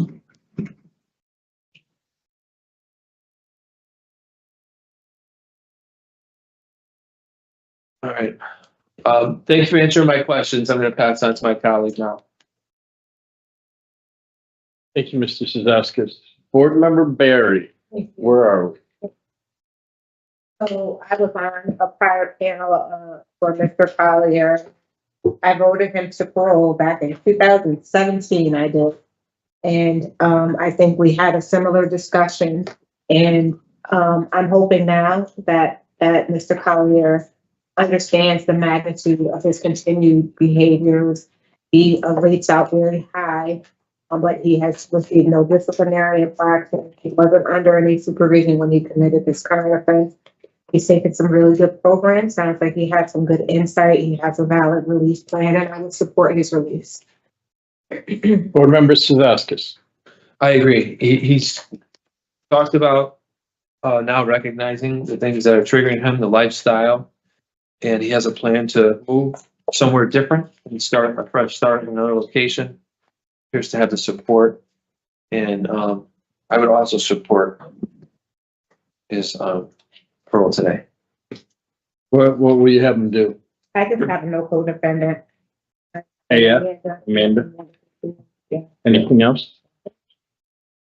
Regarding Thomas Collier 372296, I move to grant parole on or after March 15th, 2025 with the following stipulations. No contact with co-defendant Amanda Fitzgerald. Is there a second? Second. Those in favor signify by saying aye. Aye. Aye. Those opposed, no. The ayes have it. Mr. Collier, you've been voted to parole. You know, Board Member Berry doesn't want to see you again. So I really don't. Unless you're in the newspaper to do great things. And remember that. Yes, you can do it. Remind yourself that. okay, miss. Stay away from Danbury and Milford. All those old people, put that all behind you. Just move on. You can do it. Tell yourself, you can do it. I'm telling you. I believe in you. Thank you, miss. Good luck, sir. All right. Approve the hearing for Thomas Collier, 372296.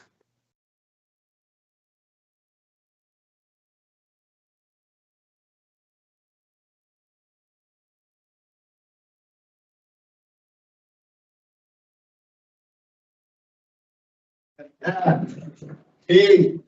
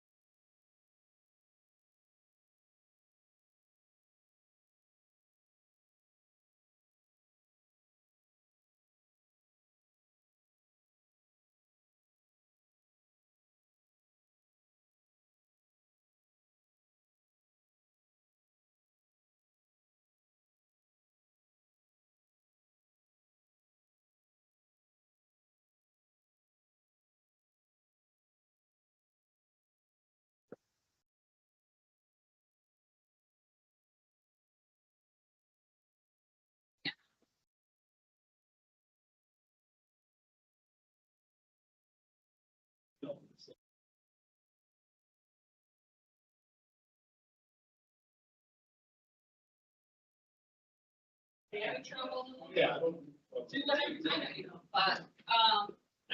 anything you can, volunteer programs.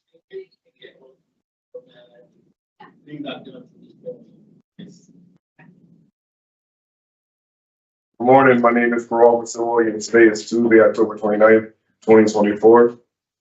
And this is the hearing of the Connecticut Board of Pardons. The following board members are present in this report, and by stating their names on the record, certify they have reviewed all statutory required documents and available pertinent information in preparation of this hearing. Good morning, Mike Pohl. Panel Member Berry, good morning. Good morning, Robert Sazowskis. Please state your name and the number for the record.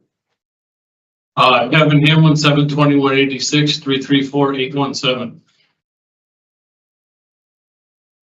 This hearing is being conducted in consideration for a parole application. Kevin Hamlin, 334817. He is serving a sentence of 3 years flat for criminal violation of protective order, violation of probation, violation of protective order, assault third degree, and interfering with officers. As of today, records reflect the eligibility date of February 14, 2025. There is no victim input in this case. There's an offender accountability plan for the offender. It has been reviewed and showed the offender has completed the domestic violence program. Utilizing the statewide collaborative offender risk evaluation system scores, the offender's overall score for recipient falls in a high range. This is your opportunity to express to the board why you choose to be given parole. Begin. Do you have something written there? Yep, go ahead. Yeah, sorry, it's hard to hear. These guys, they're putting books in the shelves out here. Okay. My name is Kevin Hamlin. I'm writing to respectfully request early release from prison. I understand the gravity of my past decisions, and I take full accountability for the actions that have led me to this point in my life. During my time here, I have made significant strides in my personal development. I have completed domestic violence and also have a job. I have also participated in an extensive 26-week Explore group during my probation. These programs have helped me gain a deeper understanding of my past behaviors and their effects on others, and I am committed to ensuring not to return to a negative lifestyle. Additionally, I successfully completed an intensive outpatient program for my addiction and engaged in regular therapy sessions throughout my inpatient treatment in Torrington. These experiences have equipped me with the tools necessary to maintain my recovery and to build a healthier, more constructive life. I am fully committed to making positive changes and contributing to society in meaningful ways. I intend to continue on my quest to open and maintain a successful carpentry and remodeling company. I believe that with the support of my family and community, I can successfully reintegrate and become a productive member of society. Thank you for considering my request. I appreciate your time and understanding and hope for the opportunity to demonstrate my commitment to change. Thank you, Mr. Hamlin. So we've read about your background, what you've done since you've been in, plans for release and such. Based upon that, we have some questions for you. Then we're going to talk about your case and give you a decision, okay? Yes, sir. Okay. So I'm really interested in a little bit more on the IOP. When was that? When I was at the McCall Center in Torrington. I had done an individual therapy. From when to when?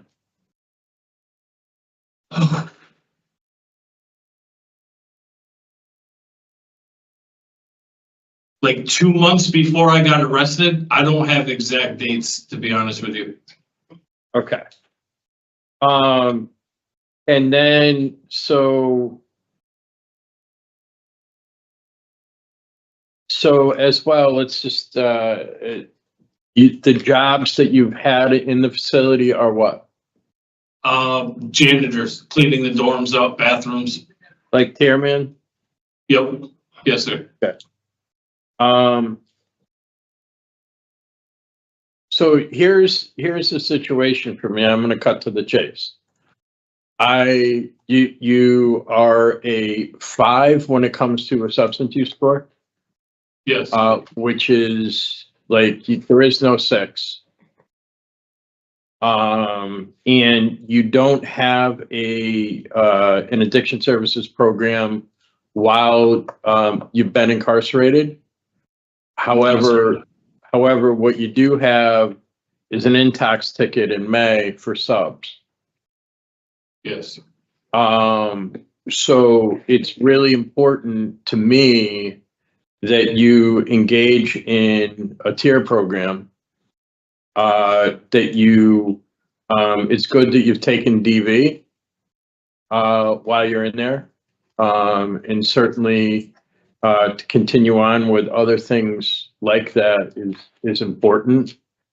But for me, in order to further consider you, I really need to see that addiction services program completed, because I think when it comes to all of this, there's a lot that has to do with substance use, right? Yes, I agree on that. Okay. Yes. And so I really don't have a lot of questions. I mean, that's what I have right now, because what I really want to hear about is a recovery plan and that's something that's developed really when you take a tier program. Okay. So that's where I am. Any questions, board members? Yeah, I just wanted to touch on one thing. You still have a protective order against you, right? No. That's all cleared up? Yes. And in the future, your intention is to establish a relationship back in that same situation? Is that what you plan to do? Are you still in contact with that person? Not as of right now. No? Okay. So I just wanted to talk about that. Just be very careful and don't get yourself back into this situation if you're not ready to, you know what I mean? So I would work on yourself. I would work on yourself and address these things that my colleague's talking about, and really to get yourself ready to come out and be more prepared. You can't have these disciplinary reports related to all this same stuff. This issue needs to be addressed, and you need to be prepared for the stressors of living outside. Okay, so you're not back. We don't want to see you come back again without the right tools. You know what I mean? So you really need to gain the right tools to put together an effective release plan so that you can have structure and be ready to handle what's going to happen when you're outside. Okay, so that's all I had. Thank you. Board Member Blair. Thank you, Sir Chair. So, Mr. Hamlin, I don't have any questions, but I do just have a bit of advice for you. And perhaps some incentive for you to finish the sentence successfully. And that is, I read that you said that you really don't like being told what to do. Do you know a surefire way of not being told what to do? Especially when you're in the custody of What the is that? public. A surefire way of not being told what to do.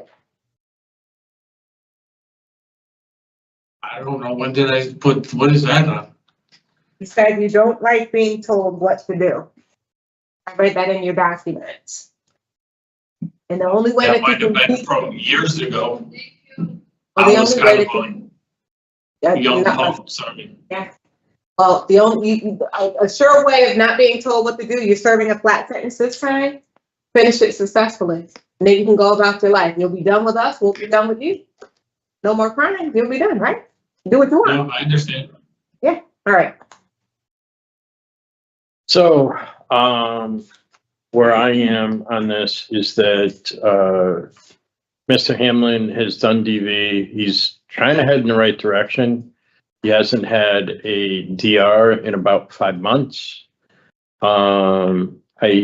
He does have addiction services on his OAP, and I really think that based upon the tickets and his offenses, that he needs to complete addiction services before he comes back and sees us, along with any other positive programming, and to remain disciplinary report free. Is that where, that's where we are. And I have current offense committed while on probation for institutional adjustment and inadequate institutional program participation. Yep. Yes. In June of 25. I have. All right. So regarding Kevin Hamlin, 334817, I move to deny parole at this time, based upon the current offense committed while on probation for institutional adjustment and inadequate institutional program participation.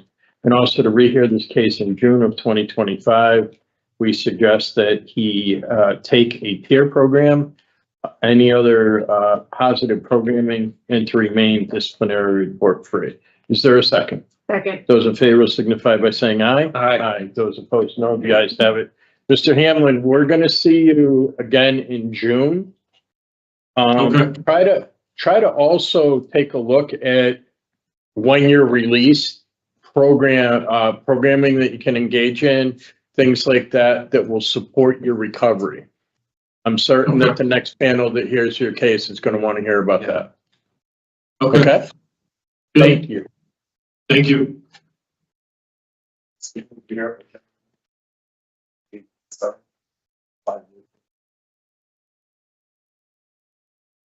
So recommendations, DR free, You know, and, addiction services. yeah, any positive program. And then any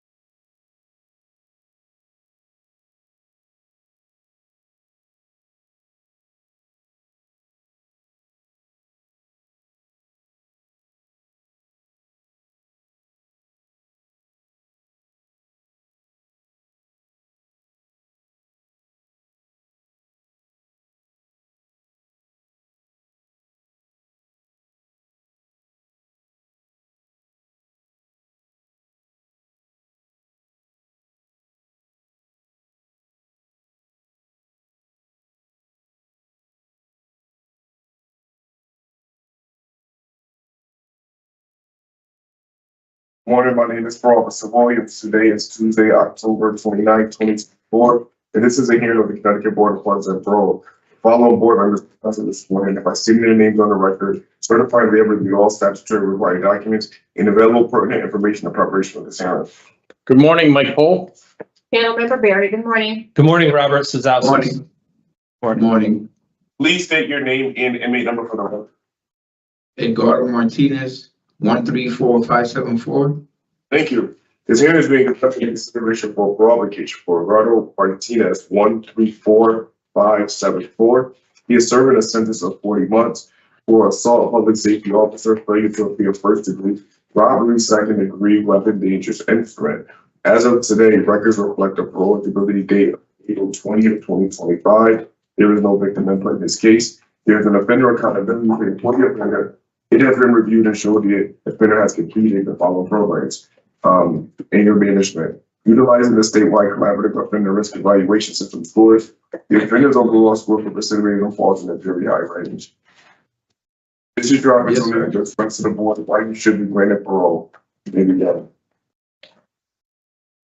Well, I'm gonna leave it up to y'all. I've been doing time for so long. I never had a life. All my life been locked up. You know, I do need help. I'm an addict. You know, I need to go to a program because I have nowhere to go. I made parole before and I did it. I completed it. I'm asking y'all please to help me. I need the help. I really do. Okay, thank you, Mr. Martinez.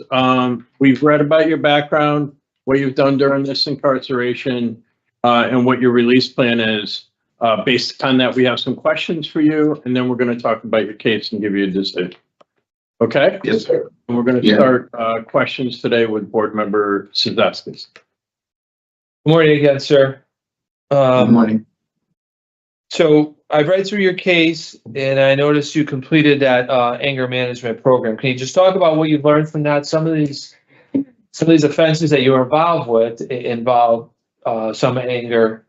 You were bothering people in a store and so forth in the parking lots. Can you talk about what you learned in that program that you could take out with you into the community to not have this happen again? Well, I learned that to talk about it and not, you know, I had an anger problem all my life because I was molested. I just don't trust people, and I know I had been drugged to go and talk to the store manager wrong. You know, I was in the wrong. I mean, I can't really say nothing because I was in drugs. So I do admit it. I was wrong, you know. All right. That's why I did it. We want to hear, you know, that this isn't going to happen again. You know what I mean? And what your plan is to try to mitigate that, and how you're going to work so that way you could be successful in the community and live a life, you know, to the best you can without being in jail. Right? That's what we all want. So, go ahead. I got to stay away from people, places, and things. I mean, I remember when I was on probation and parole, I knew that I had people keeping an eye on me, you know, calling me, telling me if I'm okay. I went to AA, NA, and I did it. So I know I can do it again. It's just my worst fear is not having a place to stay. You know, I worry a lot. You know, and I know in the past I did wrong, you know, but I'm a changed man. You know, I did my anger management. Now I know how to, you know, cope with people, and I can't get mad, you know, and I just want to do the right thing. I don't want to die in jail. Yeah.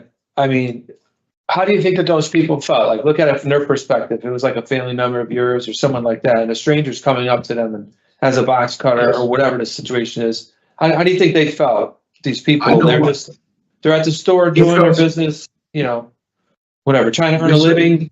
You know, how do you think your actions have affected them? Yeah, I did. I affected them because I had somebody started crying and stuff. And, you know, I even apologized to manager before they arrested me. I told him I'm sorry, you know, I was on drugs and I just have to do the right thing. I mean, and even, I just want to say this, with all due respect, even if y'all don't give me parole, you know, at least I know that I'm gonna start doing things right. Again, if y'all let me discharge, I'm going out there in the street, don't have nowhere to go. That's why I want to, you know, start from here. I'm nervous and everything. It's just that. No, that's okay. I completely get it. This is, you know, a stressful situation to have to answer these questions. Have you done any, you talked about NAAA. I heard you mention that helped you in the past, right? Yes, sir. Are you doing that now? Are you doing that now? Well, yeah, he told me to get on the list and I already wrote him and he told me that he about to call me. Okay. So, you know, I got to get on the list. There's a lot of people, they have to go before me because they're on the list. And I still talk to. Go ahead. You still talk to who? Go ahead. I'm still talking to the AA guy every time he comes. So, you know, because they have a counselor to who you talk to get on the list. Okay. And every day I see him, I say, I want to go to AA, please, or NA. All right. I want you to keep pursuing that, okay? Your date is not until next year. You're a little ways away from your eligibility date to be released. So you have some time left that you could do something, you know what I mean, to try to set yourself up for success when you go outside. And then you have to, That's right. Yeah, and then continue whatever it is that you're doing in there, whether it's NAA, whatever you decide, continue that into the community, you know? Yes, sir. But you have to be careful of relapsing and thinking about that in advance and the things that can cause you to relapse, okay? Yes, sir. So that you don't end up back here again, you know? I just don't want to kick me out to the street. You know, I need you to help me go into a program so I can start working and getting paid, give me an apartment, because I never had nothing in my entire life. And I'm tired of being sick and tired. I take mad. Go ahead. I want to hear what you have to say. Go ahead, sir. I didn't mean to interrupt. I take medications. You know, it's like I say, I've been through a lot, and the medication that they're giving me here, it's helping. I haven't bought a ticket in 2.5 years, not even one. So I know that the medication they're giving me is helping. Yeah. And you're going to have a plan to do whatever you're doing in there that's helping you to continue to do that outside. You understand? So you want to transfer your success from here into the community. So that way you don't end up back here. Okay. You can't let it go back. But I'm saying, what kind of work do you think you could do? When was the last time you had a job, like where you worked? A regular job where you got a paycheck? I used to work for Planscape in Bridgeport, Connecticut, and I got hurt, you know, because I climbed to a second floor in sheetrocks, and I just fell, and I'm on the king now. And I mean, even if I have to do something, I'll work. It don't matter. I got a bad back, but whatever. Well, you should think about, I mean, staying busy is important. So think about what you can do in your condition that you could, you know, work in some fashion. You know what I mean? Yes. You should start researching that and thinking about it and have some kind of a plan. It's just sitting around and not doing anything. That's not going to be. You're right. You understand that? Yes, sir. I got a question though, please. Are y'all gonna let me, like, can y'all send me to a program or something? I mean, well, we're gonna ask you questions, and then we're all gonna deliberate and talk about what we think is best, and then we'll give you a decision on how we're gonna proceed. Okay. Okay. So I just had a couple more questions, and I'm gonna pass it on to my colleagues and see if they have anything to ask. How do you think you've changed since this incarceration, since you came in until now? Do you feel different than you did before when you were out? Yes, sir. I was doing so much drugs that now I'm clean. I feel good. I can talk to people, you know, I respect people and their opinion. If I do something wrong, I'll come to you and say, I apologize. So I know I haven't, you know, been doing a lot of change, you know. I just didn't trust people at all because what happened to me when I was a kid. And, you know, and now I can say, you know, I can trust people. And you think you can take this, how you've changed, and then you think you can transfer that into the community and continue to live like this? Yes, sir.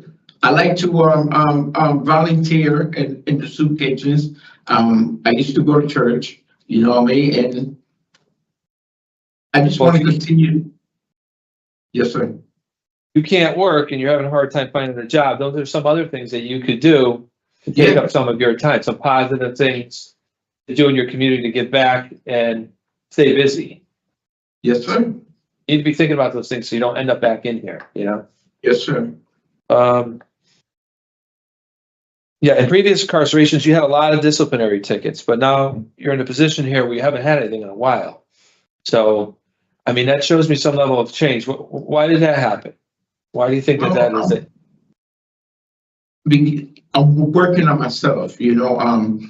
I'd rather talk to a person to fight, you know, and like I said, the medication they're giving me is really helping me, you know. I stay away from people who you know, don't care about nothing. I do. I got 2 daughters out there, and you know, I was never a father, and I'm just hoping that they can accept me when I get out, and you know, and I move on with my life. But that's what I'm here for, because I need y'all help. Don't let me do all my time and I go right back out there and don't have nowhere to stay, nowhere to go to find a job and stuff, you know? All right. Well, you know, you're presenting as a different person than what I read about in the report. I can tell you that. So the things that I read that you were doing in the community, it's like a nuisance, you know what I mean? And you know, I'm not seeing that today. So I appreciate you answering my questions, and I'm going to pass it on to I'm going to pass it over to my colleagues so they can ask you questions if they'd like. Board Member Berry. Thank you, Sir Chair. So, Mr. Martinez, I agree with Mrs. Vazquez because, you know, the way I read your file, it really came across as if you were institutionalized. Would you think that that's? Go ahead. Yes, and you're right, ma'am. It's like I said, they all my life locked up, so all I know how to do is the same thing. I wake up in the morning, I do my bed, I go brush my teeth. I'm going to stop you, Mr. Martinez, and I understand that, but I'm saying that it's so difficult for you to survive when you're out in the community that you commit crimes to come back to prison so that you can have somewhere to lay, 3 meals a day, it's warm, and all that stuff. Yes, ma'am, you're right. You're right. I am institutionalized, and sometimes sleeping in the street, and I wouldn't want nobody to go through what I went through, you know. But you have family, right? Yes, I mean, my mom and my dad passed away. My brothers and sisters, they doing their own thing, and you know, I can't go to them and ask them if I can stay in their house because. Sleep on the street. Why would your siblings want you to sleep on the street? I think you chose to do that. I have nowhere to go, man. My shelter is more worse than being in the street. They got mad trucks in there and stuff like that. You know, I know. It's like I hear what you're saying, that you don't want to go out to anything, but once that's over and you find yourself in the same situation again, do you commit more crimes so that you can come back to prison because you don't have anybody to go to? You understand what I'm saying? Like, it's a vicious cycle, sir. And I really don't know what to do. Like, I don't know what's going to be best for you. You know, it's like, I want you to be at least there in the facility. I know that you're receiving the medication you need. I know that you're safe and you have somewhere to rest your head. It's not. I don't know. I really, I But think that's that what this is a tough case for us because you don't really have a lot of resources out in the community. And it's not, it's, I don't know. I think I'm done. But man, if y'all can help me go to a program, I can start from there. I understand that, but I'm saying that once that's over, that's only until July of next year that you'll even be able to get that help. That's only 3 months. And then what happens after that? Excuse me, what happens after that? What do you do with yourself after that? You know what I'm saying? I'm gonna get a job and try to get even a room somewhere to stay, ma'am. Even a room that they got room and boards and house. And they're expensive. Rooms cost just as much as an apartment, to tell you the truth. It's like $200 a week. Yeah. I know. That's what And what do you do? What do you do when you can't afford to do that? And then you go back to committing the crimes. Do you understand what I'm saying? It's just a cycle for you, and you haven't been able to do it before. And we want to help you. We do. We're just not. I'm not sure what that help looks like, though. You know what I mean? So we'll talk about it. If y'all can be. It's not changing, sir. It's a question of what can we best do to help. I think that's what our issue will be. What best suits your needs? That's it. All right. Thank you, Sir Chair. So board member Vazquez, what are you thinking this for? So, he's only got 3 months available to him. This was a flat sentence, and I'm hoping that someone during that time can interject with him and find a way to help him get into some kind of suitable housing and get the programs that he needs in the community. There's a lot of resources out there. I'm going to try to encourage him when we're done with this to take advantage of any programs or resources people will. I am also concerned, like my colleague is, about what happens when he gets out in July, because 3 months is not a long time to get this set up.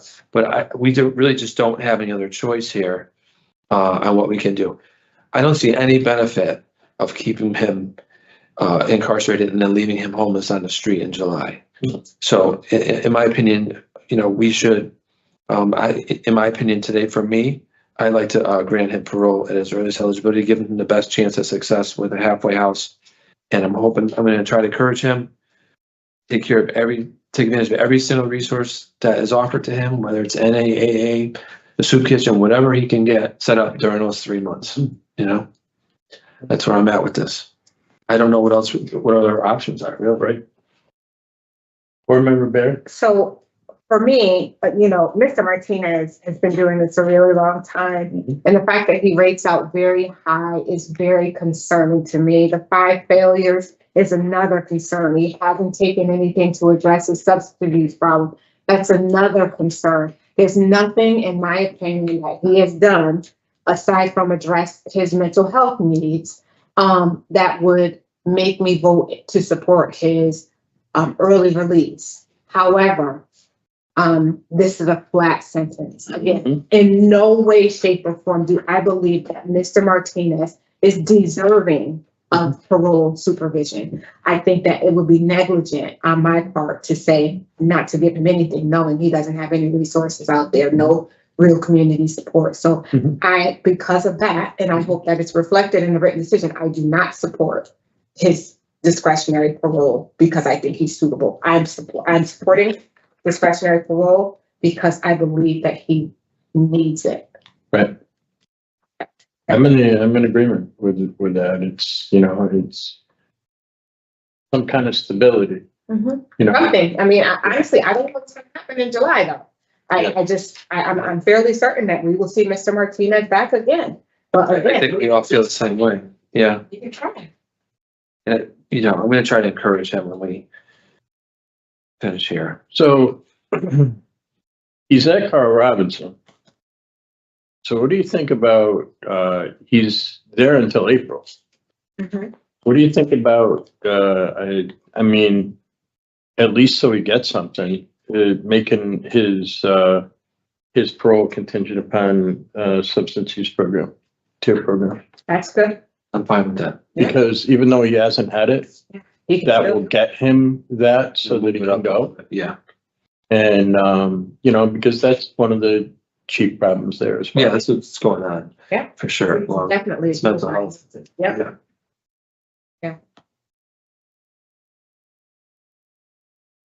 And his date is April 20th. Is that correct?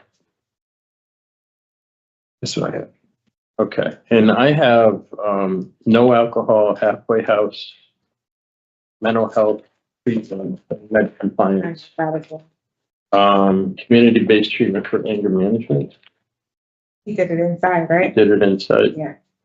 Do So, and it's the you think it would be beneficial for him to do it in the community? No, Or, not having time to do that. I think that if he can get that mental piece, that mental health piece yep, down, Down. hopefully that'll help him. that'll help him resolve that. Okay. So regarding Edgardo Martinez 134574. I move to grant parole on or after April 20th, 2025, contingent upon him completing a tiered program, addiction services program, with the following stipulations: no alcohol consumption, halfway house placement, mental health treatment with medication compliance. Is there a second? Second. Those in favor signify by saying aye. Aye. Those opposed, no. The ayes have it. And parole has been granted in this case. Mr. Stips, you wanted to say? Yeah, sir, we've granted you a parole today, okay, but it's gonna be contingent based on you completing, an addiction services program. So someone will reach out to you from the facility. And, maybe you can request that also from your counselor, tell them what happened. When you're only gonna be in the halfway house for a short period of time, you only have a small window. You understand that? That's our biggest Yes, sir. concern. It's our biggest concern, sir, is that is not enough time for you to get transitioned into some kind of a stable housing and stable life situation. All right, so Yes, sir. when you're at that halfway house, you need to take that very seriously, sir. Take advantage of every single opportunity. I don't know what else I could say to you. Someone offers you some kind of a program, take advantage of it, do whatever you can when you're there, because at some point that is gonna end, right? Yes, sir. In 3 short months, that is gonna end, and then you're Yes, gonna be sir. on your own trying to figure this out, okay? Yes, sir. Figure Yeah. out where all the services are, where that halfway house is at, figure out where the soup kitchen is at, where the homeless shelter, figure out all that stuff so that when you're not just wandering the streets in July next year. Yes, sir. I thank you. All right, that's all I have. Good luck. All right. Thank you. 4574.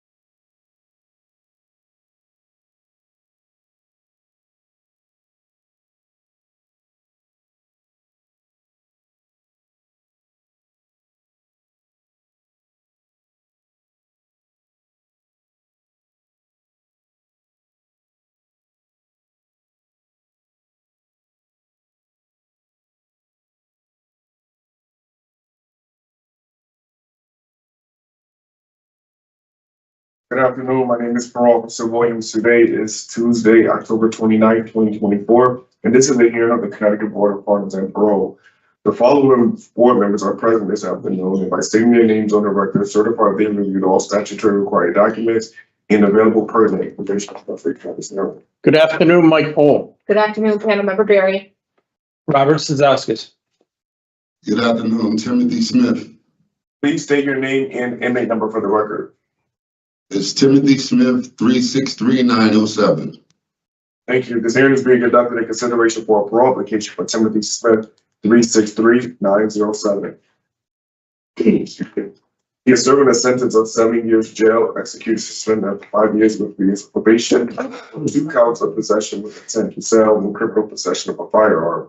As of today, records reflect the approachability date of March 27, 2025. There is no victim in this case. There is an offender accountability plan for the offender. It has been reviewed and shows the offender has completed the following program. Voices in Tier 2. Utilizing the statewide collaborative offender risk evaluation system source, the offender's overall score for the sin rating falls in the moderate range. This is your opportunity to express to the board why you should be granted parole. You may begin. I would like to say thank you for giving me the opportunity to come before today for the possibility to receive a parole. Over the years of my life, I have made some irresponsible choices which has placed me here today. I take full responsibility for actions or my partaking in the selling the drugs. As I reflect my freedom, I can confidently say that I truly learned a great lesson. I will not ever put myself in that position again by taking any chances of selling or being around any drugs or people associated with them. I have used this time behind bars to reflect on my better choices. My plan is to grow my cleaning business to its highest potential, which before I came in, I was fighting this case. I started my business and had it running at a high level. So I hope to pick up where I left off from there with my business. My sponsor is currently helping to keep it running while I'm away. My cleaning business consists of cleaning offices, houses, schools, stores, and landscaping and plowing snow. Putting myself in this position to sell drugs was the worst decision I ever made in my life. I put so much at risk and it was not worth it. I will invest all my time and energy into my business and ways to make it grow once I'm able to get back to the world outside these walls. I have lost so many opportunities and time while I was in here. I have one person to blame, and that is myself. That's why I will never allow myself to make those same mistakes again. I am adamant on staying away from negative people, places that will cost me my freedom again. While incarcerated, I have taken Tier 2 and voices, and I applied for small engines class, and I could learn how to work on lawnmowers and weed whackers since that was a part of my business. But the list was too long, so they didn't put me in the classes. I'm working outside clearance, cutting grass, doing trash around the compound. It keeps my skills sharp for the part of my business. I have letters of recommendations to support my characteristics, work ethics, and I have not had any tickets or formals while I have been in here. I hope you all can find it in your hearts to give me another chance to prove that I have learned my lesson, and I promise to do the right thing and stay out of trouble. My goals is to focus on my cleaning business fully, to make it successful and grow and start giving back to the community. I hope to start a nonprofit and get a group of volunteers to go around the city cleaning up and projects and local parks and city properties. This is my wish. I hope this letter makes the decision for me to prove myself to y'all and let y'all know that I'm not a bad person, just made some bad choices. That is not me anymore. I have changed and I'm a changed man, and that bad spirit is out of me. I want to make those mistakes. I will not make those mistakes again. Once again, I thank you for the opportunity and your time. Thank you, Mr. Smith. We have taken a look at what's brought you to this incarceration, what you've done since you've been inside, and your plan when you get out. Based upon that, we have some questions for you. Okay. Then we're going to talk about your case and give you a decision, okay? Okay. We're going to start questions with Board Member Berry. Thank you, Sir Chair. So, Mr. Smith, you know, I was confused when I was reading your file because I'm like, why in the world would you be selling drugs when you had this business? When did you start this cleaning business? The business I started like right before that incident happened. So I was just right before? Ma'am? What is right before? Probably like 5 months before this happened. So it took you a year, almost 2 years to be sentenced. Yes, ma'am.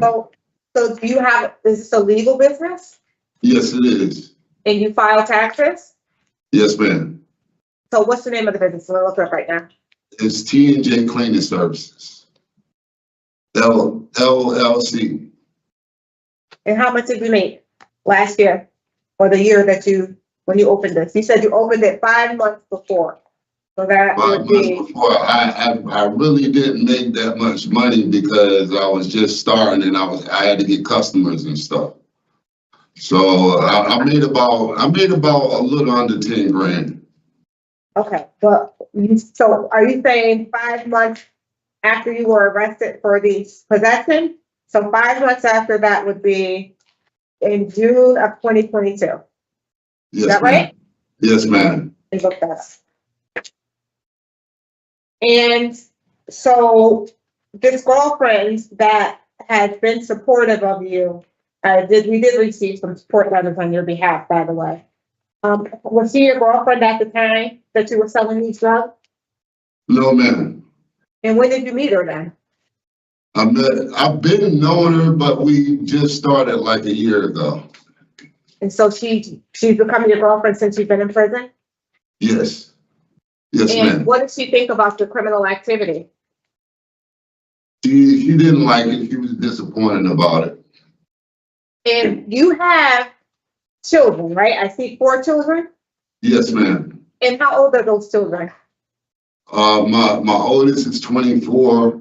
I have a 21-year-old and a 19-year-old and a 13-year-old.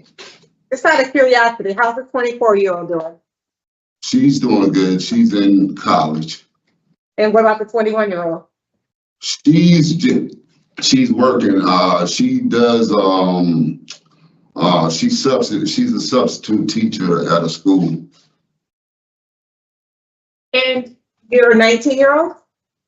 She's doing cosmetology school. All girls? What is your 13-year-old? A boy. And what is he doing? He goes to school. He's in Florida with his mother. Okay. Any of them have any criminal histories? No, ma'am. So what do they think about their dad being in prison? They're sad. They're upset about it. Right. So now that you have this 13-year-old son, is he acting out in any kind of way? No, he's a good guy. He makes straight A's and well, that's a good thing. Well, you need to say thank you. You need to say thank you to his mother because he's not following in your footsteps, right? Definitely not. And you know, it baffles me, Mr. Smith, how you've lived in Waterbury your entire life, right? I see you did come from North Carolina years ago, right? Yeah, yes, ma'am. But you've been here, I see, at least since 2004. Yes. And why do you think you could be out in the community and keep selling drugs and they're just gonna let you do it? What makes you think that? It was a bad decision, and I'll never make that decision again. Well, There's no, it just makes no sense to me. it don't. It really don't. And what makes you think you're going to get away with this? Like, I don't get it. I mean, they had search warrants on your house. They were watching you, not just one. They got one, and then they went back and got another one because you didn't stop. They thought that the second one, I was not selling drugs. I wasn't. I quit. So in July of 2011, now that you say that, you said 5 months after this. So which 5 months after which one? The July one when you were in the car and you had the marijuana and the cocaine, or the one in January? The one in July. The last one. But you were just sentenced in November. I know. So you were in prison. So how did you have cleaning business? Huh? Because my sponsor is running it. She's running it. So you started this. So, okay, let me back up. I asked you specifically. I know, listen, my math don't math sometimes. I be off with the math. But let me go back. So 5 months, I asked you in January of 2022, and you got the first conviction with your co-defendants where they raided the house. They found the ammunition in an empty magazine. No, I was starting the cleaning business then. It wasn't fully going. And so what did you, okay, I'm gonna pass for now, Sir Chair, so that I can look this up. Thank you. Okay. Board members first. So yeah, I have a couple questions. So can you just talk about your release plan and where you're planning to go when you get out, where you're gonna work, that kind of thing? Well, like I said, I have my sponsor is still running my business right now. So where at though? What town is that where you're gonna live at? In Waterbury. And that's where all this took place, right? These crimes? No, not at that house. No. Not at the house, but in the city. In Waterbury, yeah, in the city, yes. All right. And then, so the business is up and running, and I know we're going back and forth and trying to figure out when this started and all this. And you're going to be able to work there when you get out? Yes, I will. Okay. So, have you thought about how it's going to be going back to Waterbury? And, you know, the fact that you've been there a long time, you know all these people, and how easy it might be for you to slip back like into this behavior? You know, what's your plan to like not let this happen again when you get out? My plan is to just focus on my business and actually go back to school for culinary and go for culinary arts. And I have a program that I have wrote people, and they told me to call them when I get out, and it would help me learn how to bid for jobs for the business too. Okay, so that's good. Yeah, so those are the kinds of things, those are the kinds of positive activities and things you need to stay involved with and to consume all of your time. You know, my concern is that you're coming back to the place, Waterbury, where all this has been taking place, and you're putting yourself in a, you're not starting fresh, you're back in the same situation. So you have to be very careful. You're going to run into old friends. You're going to see people at the gas station, whatever it is, and you're going to be right back in the mix of this. You have to be very, very careful. Do you understand what I'm saying? Yes, sir. Yes, I do. And I have thought about that. And I know that I'm going back to the same place, but I'm done with selling drugs. That's my past now, because it don't make no sense. I haven't got, I can't get away with it. So there's no need to do it any longer. Yeah. And since you're coming back to Waterbury, a lot of people will know you. Other people you were involved with in the city here, but also who else do you think is going to know you? Who else do you think knows you? The police, right? The police are going to know. Yeah, they're gonna Yes, know sir. that you, yeah, they're gonna be notified that Yes, you've sir. gotten out, right? They get a notification and it's gonna say, this is where you're living at, what's going on. And they're gonna see that you've been arrested several times for selling drugs and now here you are back. So I would caution you to be very, very careful. Yes, sir.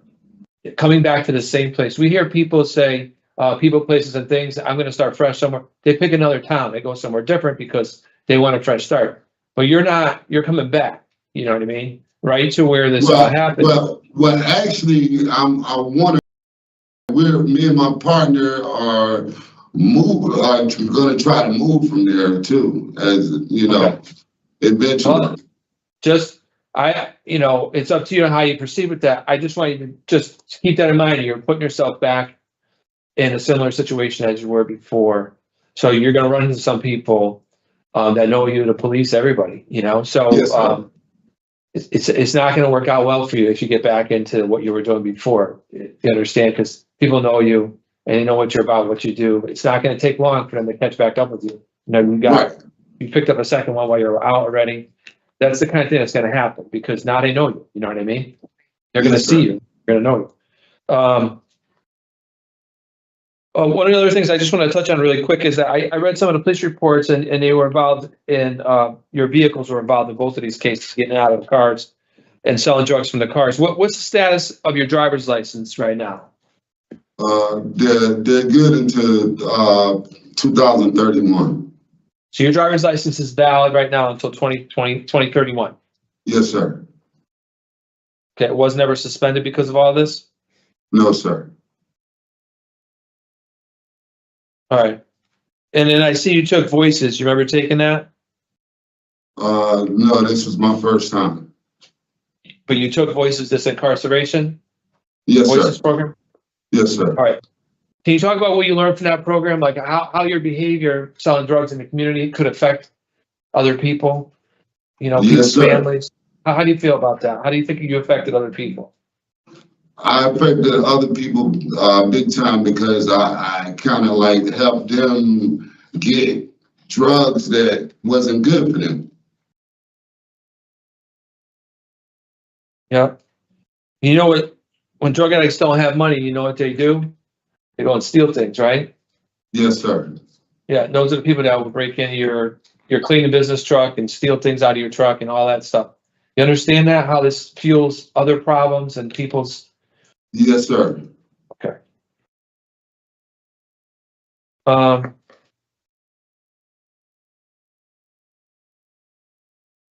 What's your plan to successfully deal with like the rules and regulations of parole when you come out? Have you thought about that? They're going to be in your business, like at your house and everything. Want to know where you work at, all of that. Yes, sir. I have no problem with that because I don't plan on doing anything, like that anymore. So they can come to my house, they can check whenever they want to, do whatever they got to do. Did you talk to your sponsor about that? Did they know? Does she know that there's going to be strict rules and people are going to want to be checking on you? Yes, man. Yes, sir. Those are really just the things I wanted to get through. And thank you for answering my questions. I'm going to pass it back to my colleagues. Yes, sir. Board Member Berry, anything further? Yeah, so Mr. Smith, unfortunately, the website that I can confirm your information about your job is down there. It's under construction. They must be updating it somehow.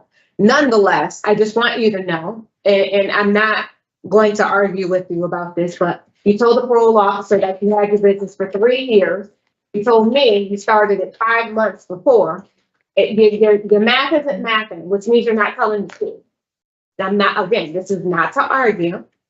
I'm simply saying that you have to change your behavior, sir. If this is what you're going to do, the T&J business, make sure that it's on the books and you're filing taxes, because you're not going to be able to do that on parole and get away with it.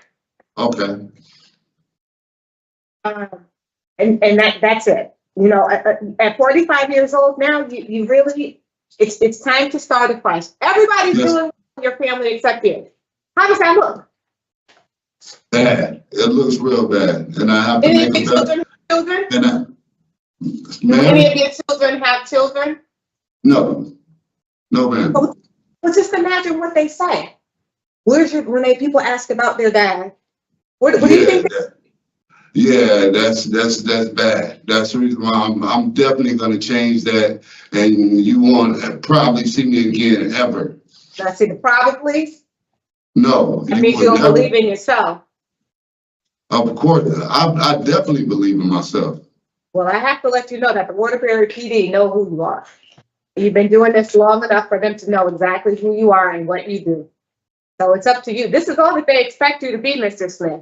They expect you to be the drug dealer out in the streets, hustling to make a few dollars so that you can come back into prison, so that you can continue to be 363-907, so they can pay you 60 cents a week to clean up their lawns and pick up the garbage on the side of the roads. Is that what you want? No, ma'am. I'd rather make a lot more than that. Well, selling drugs to do it is not. It's not the way. No, I'm. Trust me. I have this business. I'm gonna go home and I'm gonna do the right thing. Well, I sure hope so. I'm here to tell you, this is what they expect you to be. This is it. This is it. They want to. They expect you to be in there. That's what they're setting you up to do. So keep doing it if you want to. You want to spend your life in prison in installments. That's up to you. No, I don't. I really lost a lot by being here, so I definitely don't want to lose any more. Let me just tell you that the people that you're selling the drugs to, they're losing a lot too. They're losing a whole lot. And people, they can't pay their rent because daddy's taking the money and trying to put the drugs in his arm, and he may die. You know, it's a vicious cycle that you have to remove yourself from. And I'm done lecturing. It just makes me mad because you're old enough to know that what you're doing is not good business. You have an education. Do something with your life. Yes, ma'am. I promise you I will. All right. I haven't voted to parole. I agree. I have 3 co-defendants. Yeah. Is that what you have? Yes. Yes, that was all I had. I had nothing else. Regarding Timothy Smith, 363-907, moved to grant parole on or after March 27, 2025, with the following conditions. No contact with co-defendants Darryl Brown, Jesse Echeverria, and David Lamar. Is there a second? Second. Those in favor signify by saying aye. Aye. Those opposed, no. The ayes have it. Mr. Smith, you've been voted for parole. I think you heard loud and clear from Board Member Berry. You know, it's time at 45 years old to get it straight, right? Yes, sir. Y'all are totally correct, and I promise you I will do better. You got a good plan with this business. Just do it, man. Prove everybody wrong and just do it. You know what I mean? Yes, sir. Well, actually, I want him to prove us right. Prove us right. I'm giving him a chance. Prove people wrong. Whoever doubts you, prove them wrong and prove us right. How's that? Great. All right, that sounds good. Thank y'all for your time and your day. Thank you. This concludes the hearing for Timothy Smith, 363.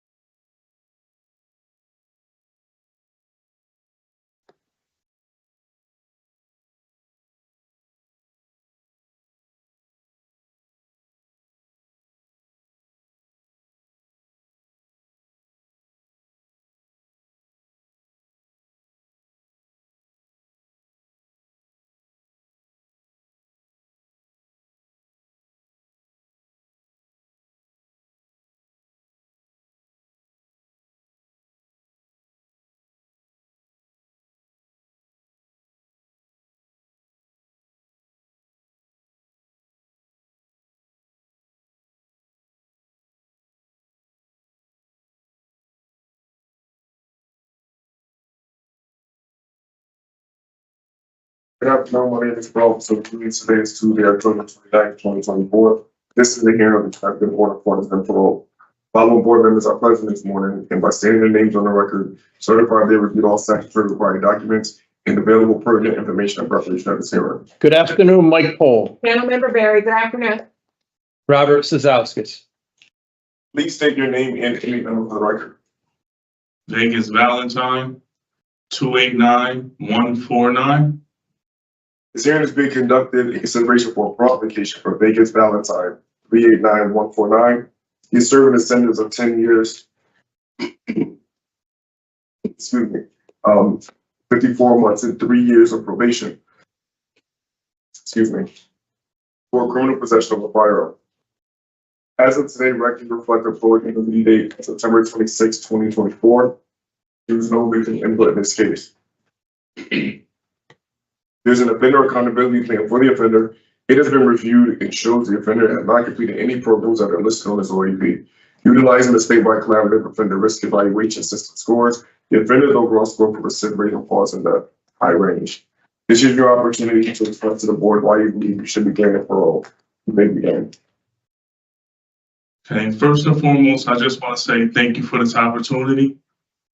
And I also would like to state that I do take full responsibility for my actions. I feel as though I should be granted parole today because I have completed parole successfully in the past. And since I've been incarcerated, I have time to reflect on my life, and I'm no longer the same person that I was when I came in. When I was home, I was in a state of depression. I fell into a dark place. And I was going to take the cowardly way out and take my life. But since I've been here, I have time to work on my mental health, and I no longer have those same desires to harm myself. But I still feel as though I need a therapist upon my release so that I can maintain my mental health. Since I've been here, I've had time to just reflect on my life, and with the programs that I've taken, I've had time to just understand me as a person. And one of the programs, it says, I take this quote away from this program, it says that you can't fully change until you see yourself clearly. And I can honestly say that I see myself clearly right now. I'm no longer the person that I used to be. I'm just ready to go home and put all this behind me so that I can mend the relationships that I put a strain on by my actions. I have a daughter out there that needs me. I'm in this CLIck program, and I can honestly say that we have made our bond stronger by this program. Even though I'm in here, I can still be an active father. And that's what I have to realize, that I'm not a failure because of my past. I can't change my history, but I can make better decisions for my future. And that's all I can do. I'm ready to just go home and put all of this behind me. I've taken these programs to get a better understanding of me. Before, I've taken programs in the past just to go home. Now I know I have learned a lot from these programs. I've learned what my triggers are. I've learned that with the C-card program that I have taken, that I can be a help to others. By my actions and the things I've been through, I have a story to tell that I can show people that you don't have to count yourself out. You don't have to count yourself out. I didn't love myself before, but I love myself today. I love who I am today as a father, as a man. I'm no longer that person that I was when I came to prison. I'm just ready to come home and be the productive member of society. That's all I have to say. Thank you, Mr. Valentine. We've read about your history, what has brought you to this incarceration, what you've done since you've been in, and plans for your release.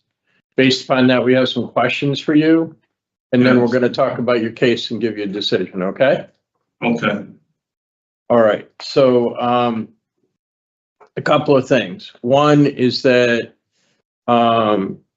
you talked a little bit about it. I don't want to go too deep into it because it's protected information. Okay.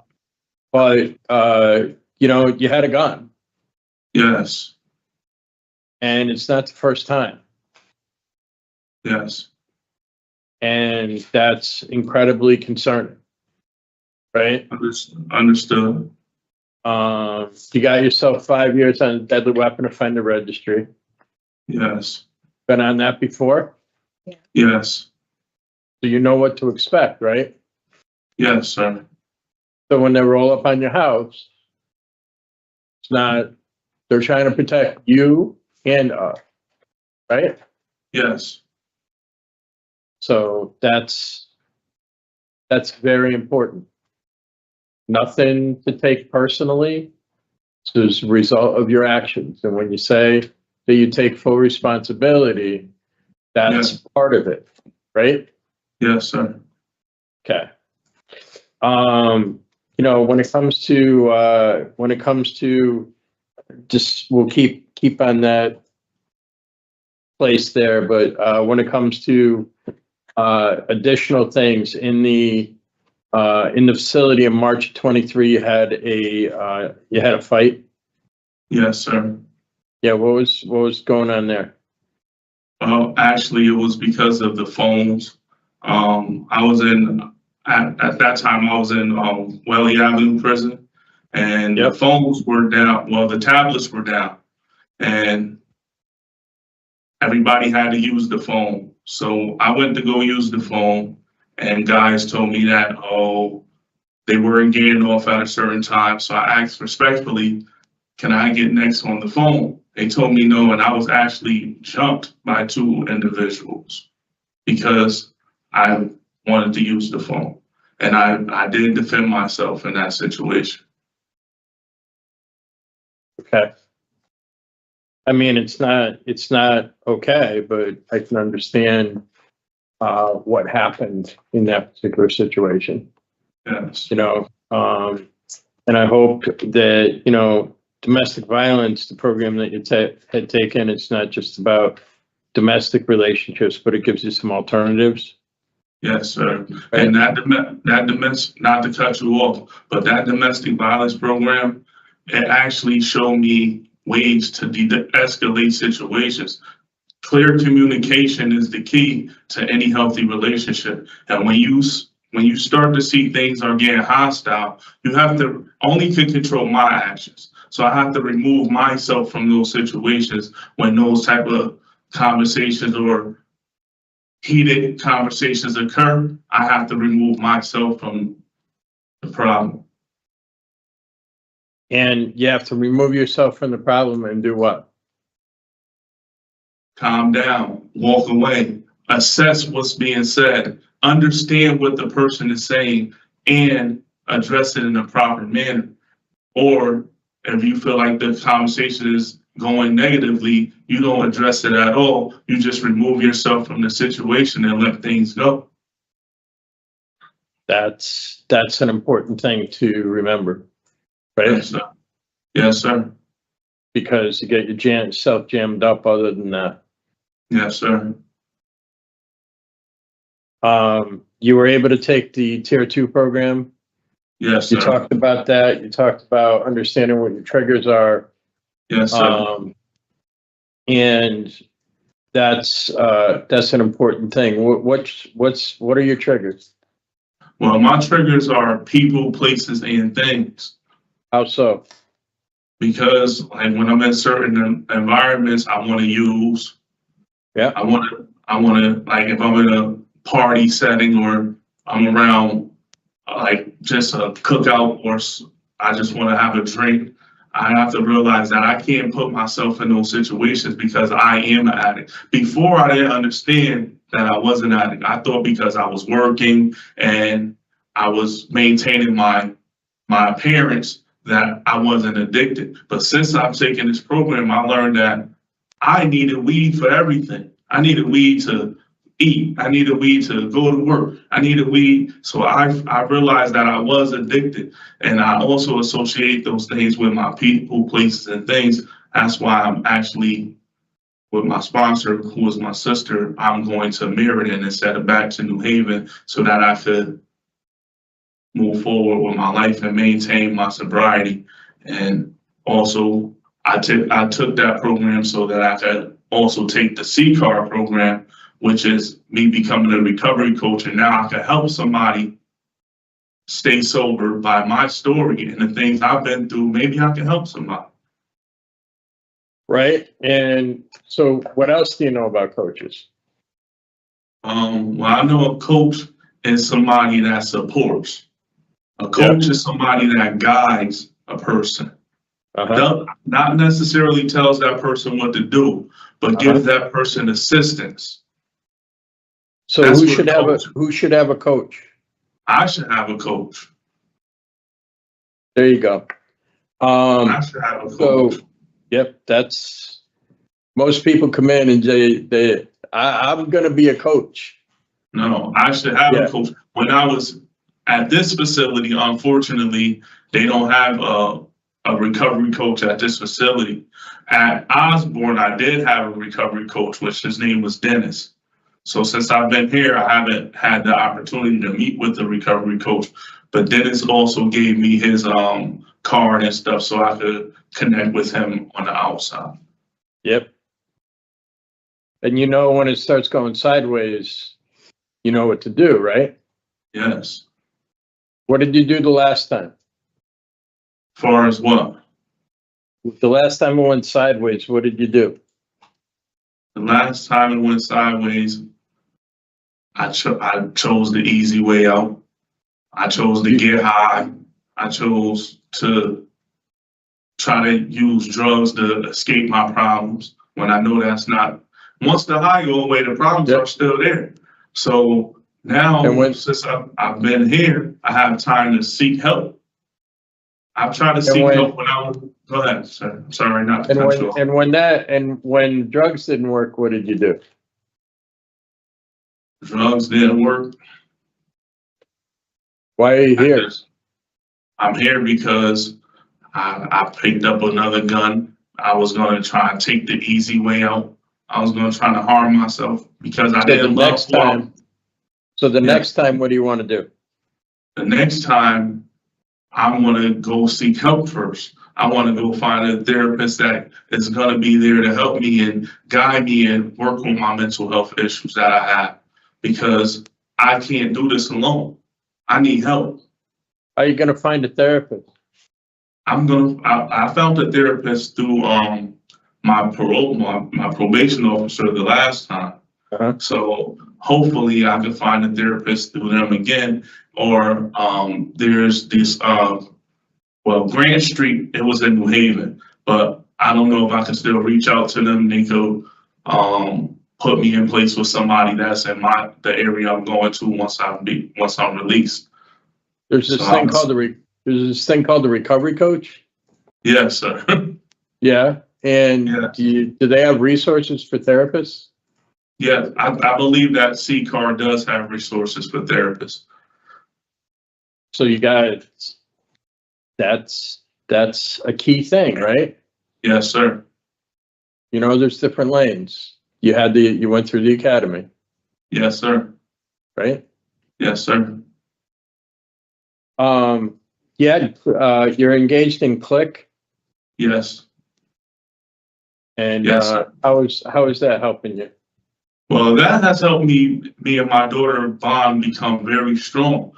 We actually read the books together, and then we come up with a certain chapter to read. Say, like, she might say, "Daddy, let's read the chapter 5." So we'll read the chapter 5, and then we'll have a discussion upon that. Once we reach chapter 5, we also have, tablets, so we could send messages when we get to that goal that we set for ourselves. And then we talk about that on the phone, and that also strengthens our bond. Also, with the Click program, they have mentors in place that goes to the family house and work with your kids with homework and stuff like that. I applaud that program 100%, but I need to be the person that's helping my daughter with her homework. That's my responsibility. I applaud that program and I thank them for everything they have done. And they show me ways that I'm not a failure because I'm here. It doesn't make me a bad parent because I made bad decisions. I have to make better decisions in the future. So my daughter will never have to experience this again. And with this program, I learned that it's not over. I don't have to count myself out as a bad dad. This program showed me that I can be an active father even from inside prison, trying to get the lights to come back on, but all right, there it is. But I can be an active father even though I am here.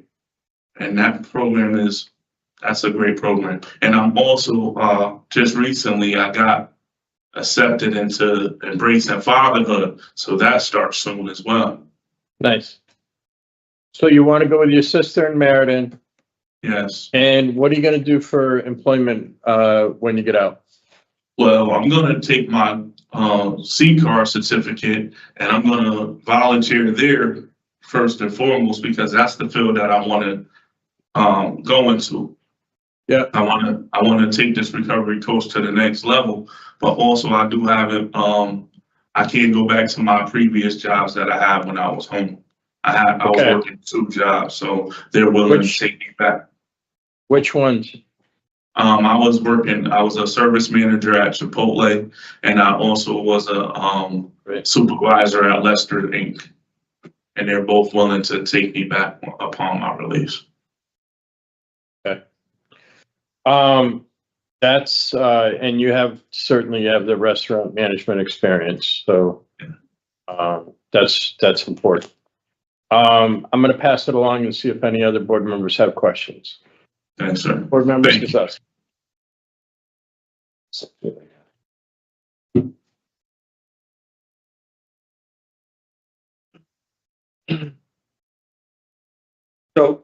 I just have a couple things. That's all. Okay. My biggest concern is the guns. You know what I mean? Yes, so sir. you've had multiple gun charges, and I understand this last situation you explained it, but there were other times that you've been in possession of firearms, and you know that you're a convicted felon. That you could never legally possess a firearm. Do you understand that ever? Yes, sir. Okay, so that's not going to, unfortunately, will be part of your life ever again. And you just have to find a way to not let that enter into your life. You thought about just some strategy because it's just recurring. You know what I mean? You've had this a couple times. Yes, sir. I like to see that you're moving to Meriden and you're trying to remove yourself a little bit from the environment and some of the people that you potentially could run into. Yes, sir. But you have to be very cautious, okay, about people you're around and all those things. And what do you think is going to happen if you get arrested again when you get out? What do you think the sentence is going to be if you get arrested again and you got a handgun? What do you think? You got 54 months now. I don't have it's going to be probably 10 years, 20 years. Yeah, you understand how this works, right? It's going to be, you have a lot to lose here, sir. I mean, they're just going to keep, ratcheting it up. You know what I mean? I know, sir. I know. Yeah. And you have a lot of this, you know what I mean? So they're just going to go back and say, oh my goodness, this guy is just constantly with the guns, Yes, and sir. you have to purposely make a change in your life. I hear all this stuff you're saying all the right things, and the programs are all good. And I hear you talk about your daughter, all that stuff you sound like you're heading in the right direction. You have to, when you have the opportunity, you have to do it. You know what I mean? Yes, I have to stand on business about the things I put in place, and I'm going to do that, sir. Some people come in front of us and they don't have work experience. They come and they can't point to things. You have a lot of stuff, you know what I mean, going for you. There's no reason why this is a good plan. You know what I mean? You have a place to go. You got a family member that cares about you enough to let you come back even after everything that's happened. And they're going to give you an opportunity, right? And yes, sir. You have not just work experience, but like management experience. You're clearly an intelligent person. You're able to articulate to us how you've changed. And there's just no reason for this not to work, except for you. You know what I mean? Yes, I'm the only person that can get in the way of my success as me. That's it. You're the only barrier to this. That's it. There's nothing else. You know what I mean? Yes, sir. How do you think you've changed? How do you think you've changed during this incarceration, this time right now? How do you feel like you're different than when you started? During this incarceration, I changed my whole way of thinking mentally. Like, I'm even with that whole situation, the fight, One of the guys is here. I see him every day, and I walk right by him. I no longer have the desire to harm him or anything like that. I've changed my whole way of thinking. I'm no longer that person that I was before. I have had time to reflect on my life, and I know, just like you said, I have previous gun charges. I can't keep doing this with my life. I can't keep making the same choices. I have to make better decisions with my life, and that's what I've chosen to do. That's why I've joined these programs. Before, like I told you, I took programs in the past just so I could make it home. This time I actually took programs to better myself so I can have a better future. I don't want to keep doing this with my life. That all makes sense to me, you know, what you're saying. You know, going to a new place, trying to start fresh, having help and support from your family, a coach, a sponsor, all those things that you're talking about is what you need to do. You need to stick to the plan and make it work. You know what I mean? Yes, sir. Yeah, you have a really concerning criminal history. You know what I mean? And, Yes, and it makes us nervous when we have to make these decisions. You know what I mean? So we need to hear from you about how you're different, and I'm glad you're able to articulate all those things. I think that's it for me. Thank you for answering my questions. I'm going to pass along to my colleagues. Board Member Berry. Thank you, Mr. Chair. So, Mr. Vega, I'm sorry, Valentine, you know, I heard you when you made your opening statement say you've been on parole before and you've done well, and you're absolutely right. And you stay out of trouble for years. This time, the first time it was about 5 years before you came back. Well, maybe a little less than 5 years because you were voted to parole. And you did well. And then you were released in 2020 and you came back and, you know, you were found again with another gun in 2022. So that repeated behavior, as long as you know that someone's watching you, it seems that you can do well. But as soon as as soon as you're done, it's right back into that old behavior. And it's unfortunate because you do seem like a fairly intelligent young man. You know, it's just that, you know, you've been involved with these guns, certainly have used it before. And it's concerning behavior for us as a panel. So I appreciate all the efforts that you put in to change your life. And I really do hope that you use those tools that you gained when you're out in the community. Because before you would want this for anyone, I mean, your daughter, for us, for anybody else, it needs to be for you. Yes, ma'am. All right, thank you. Thank you, Board Member Berry. So where I'm at here is that Mr. Valentine has done a lot of things during this incarceration. He explained the DR that's here. He explained actually with examples, change in thinking. He has gone through the Recovery Coach Academy. He has a plan for his recovery when he gets out. He's continued to try to develop pro-social relationships in his life with his daughter, his sister, and such. He has a sponsor, his sister, to go out to, and an opportunity for employment. Place that has employed him in the past, has some aspirations when it comes to CCAR in terms of a career as a coach, and some other things that are related to that.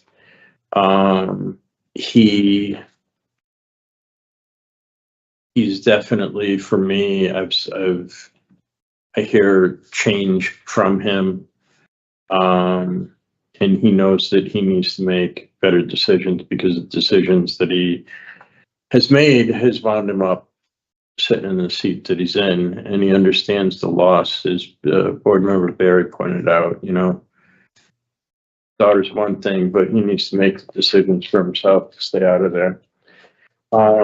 Based upon all of that, I would be interested in him going to parole. And also be interested in him finishing up the second part of the DV that was started in the facility, both informally continue to help make things better for him. Board members, Dustin? Thank you. Yeah, when I read this before we came in, I was very concerned and didn't know what to expect. But presents very well. Is clearly an intelligent person that can articulate how he's changed, and I do hear the change in his voice and his wanting to do better, and his understanding of he needs to change and do things differently. He wants to move to a different town, and he's got support of his family and some jobs lined up. So checking all the boxes that are there for me. So I agree with you on how to proceed with this. Board member Berry? Well, I appreciate all the information that you both have offered and the efforts that Mr. Valentine has made in changing his life. It really does sound like he is on a cusp of change. I just don't like the nature of it. And for that reason alone, I'm going to say I'm not going to support his request. Okay. Do you have anything more than DV? I don't. Oh, I have a victim. The name is JK. JK. Was there, I had a different victim listed here.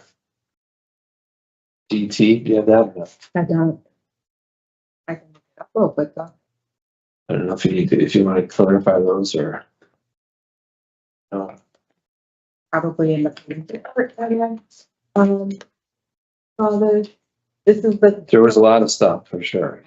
Yeah, so it's. So Mr. Valentine, in the case where you had the domestic, go like this and the light will come back on.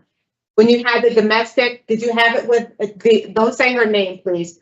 What are the initials of the person that you had the domestic with the son? DT. Yes. Okay, and JK, did you have a domestic with her? No names.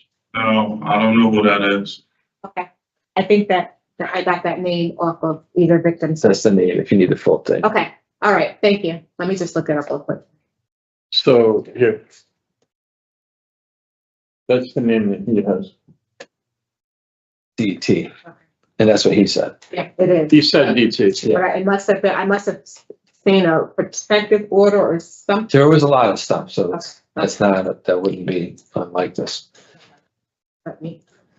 Either I know I saw that name. Do you know who JK is? He said no. No? There was another incident involving a car where people were injured earlier, in some of the files. That could have been one of those people, you know what I mean?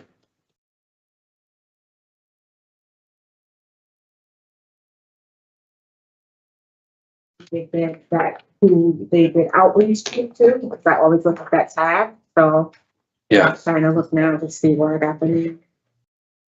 Stand by for 1 minute, okay? Okay, sir.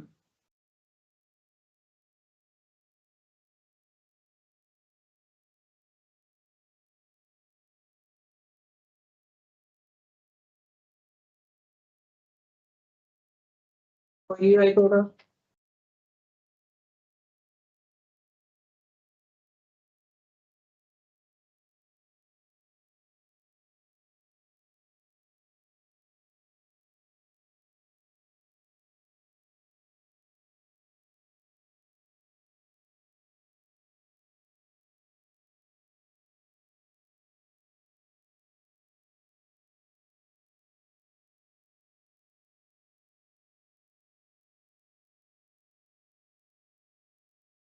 And there's no active protective orders.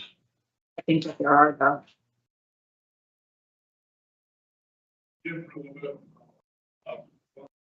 I'll send you back. Did I do that out of those stupid thing? I don't want to make them put the conditions and benefits that I know that I wouldn't have just pulled it out of a hat. I do know that much about myself.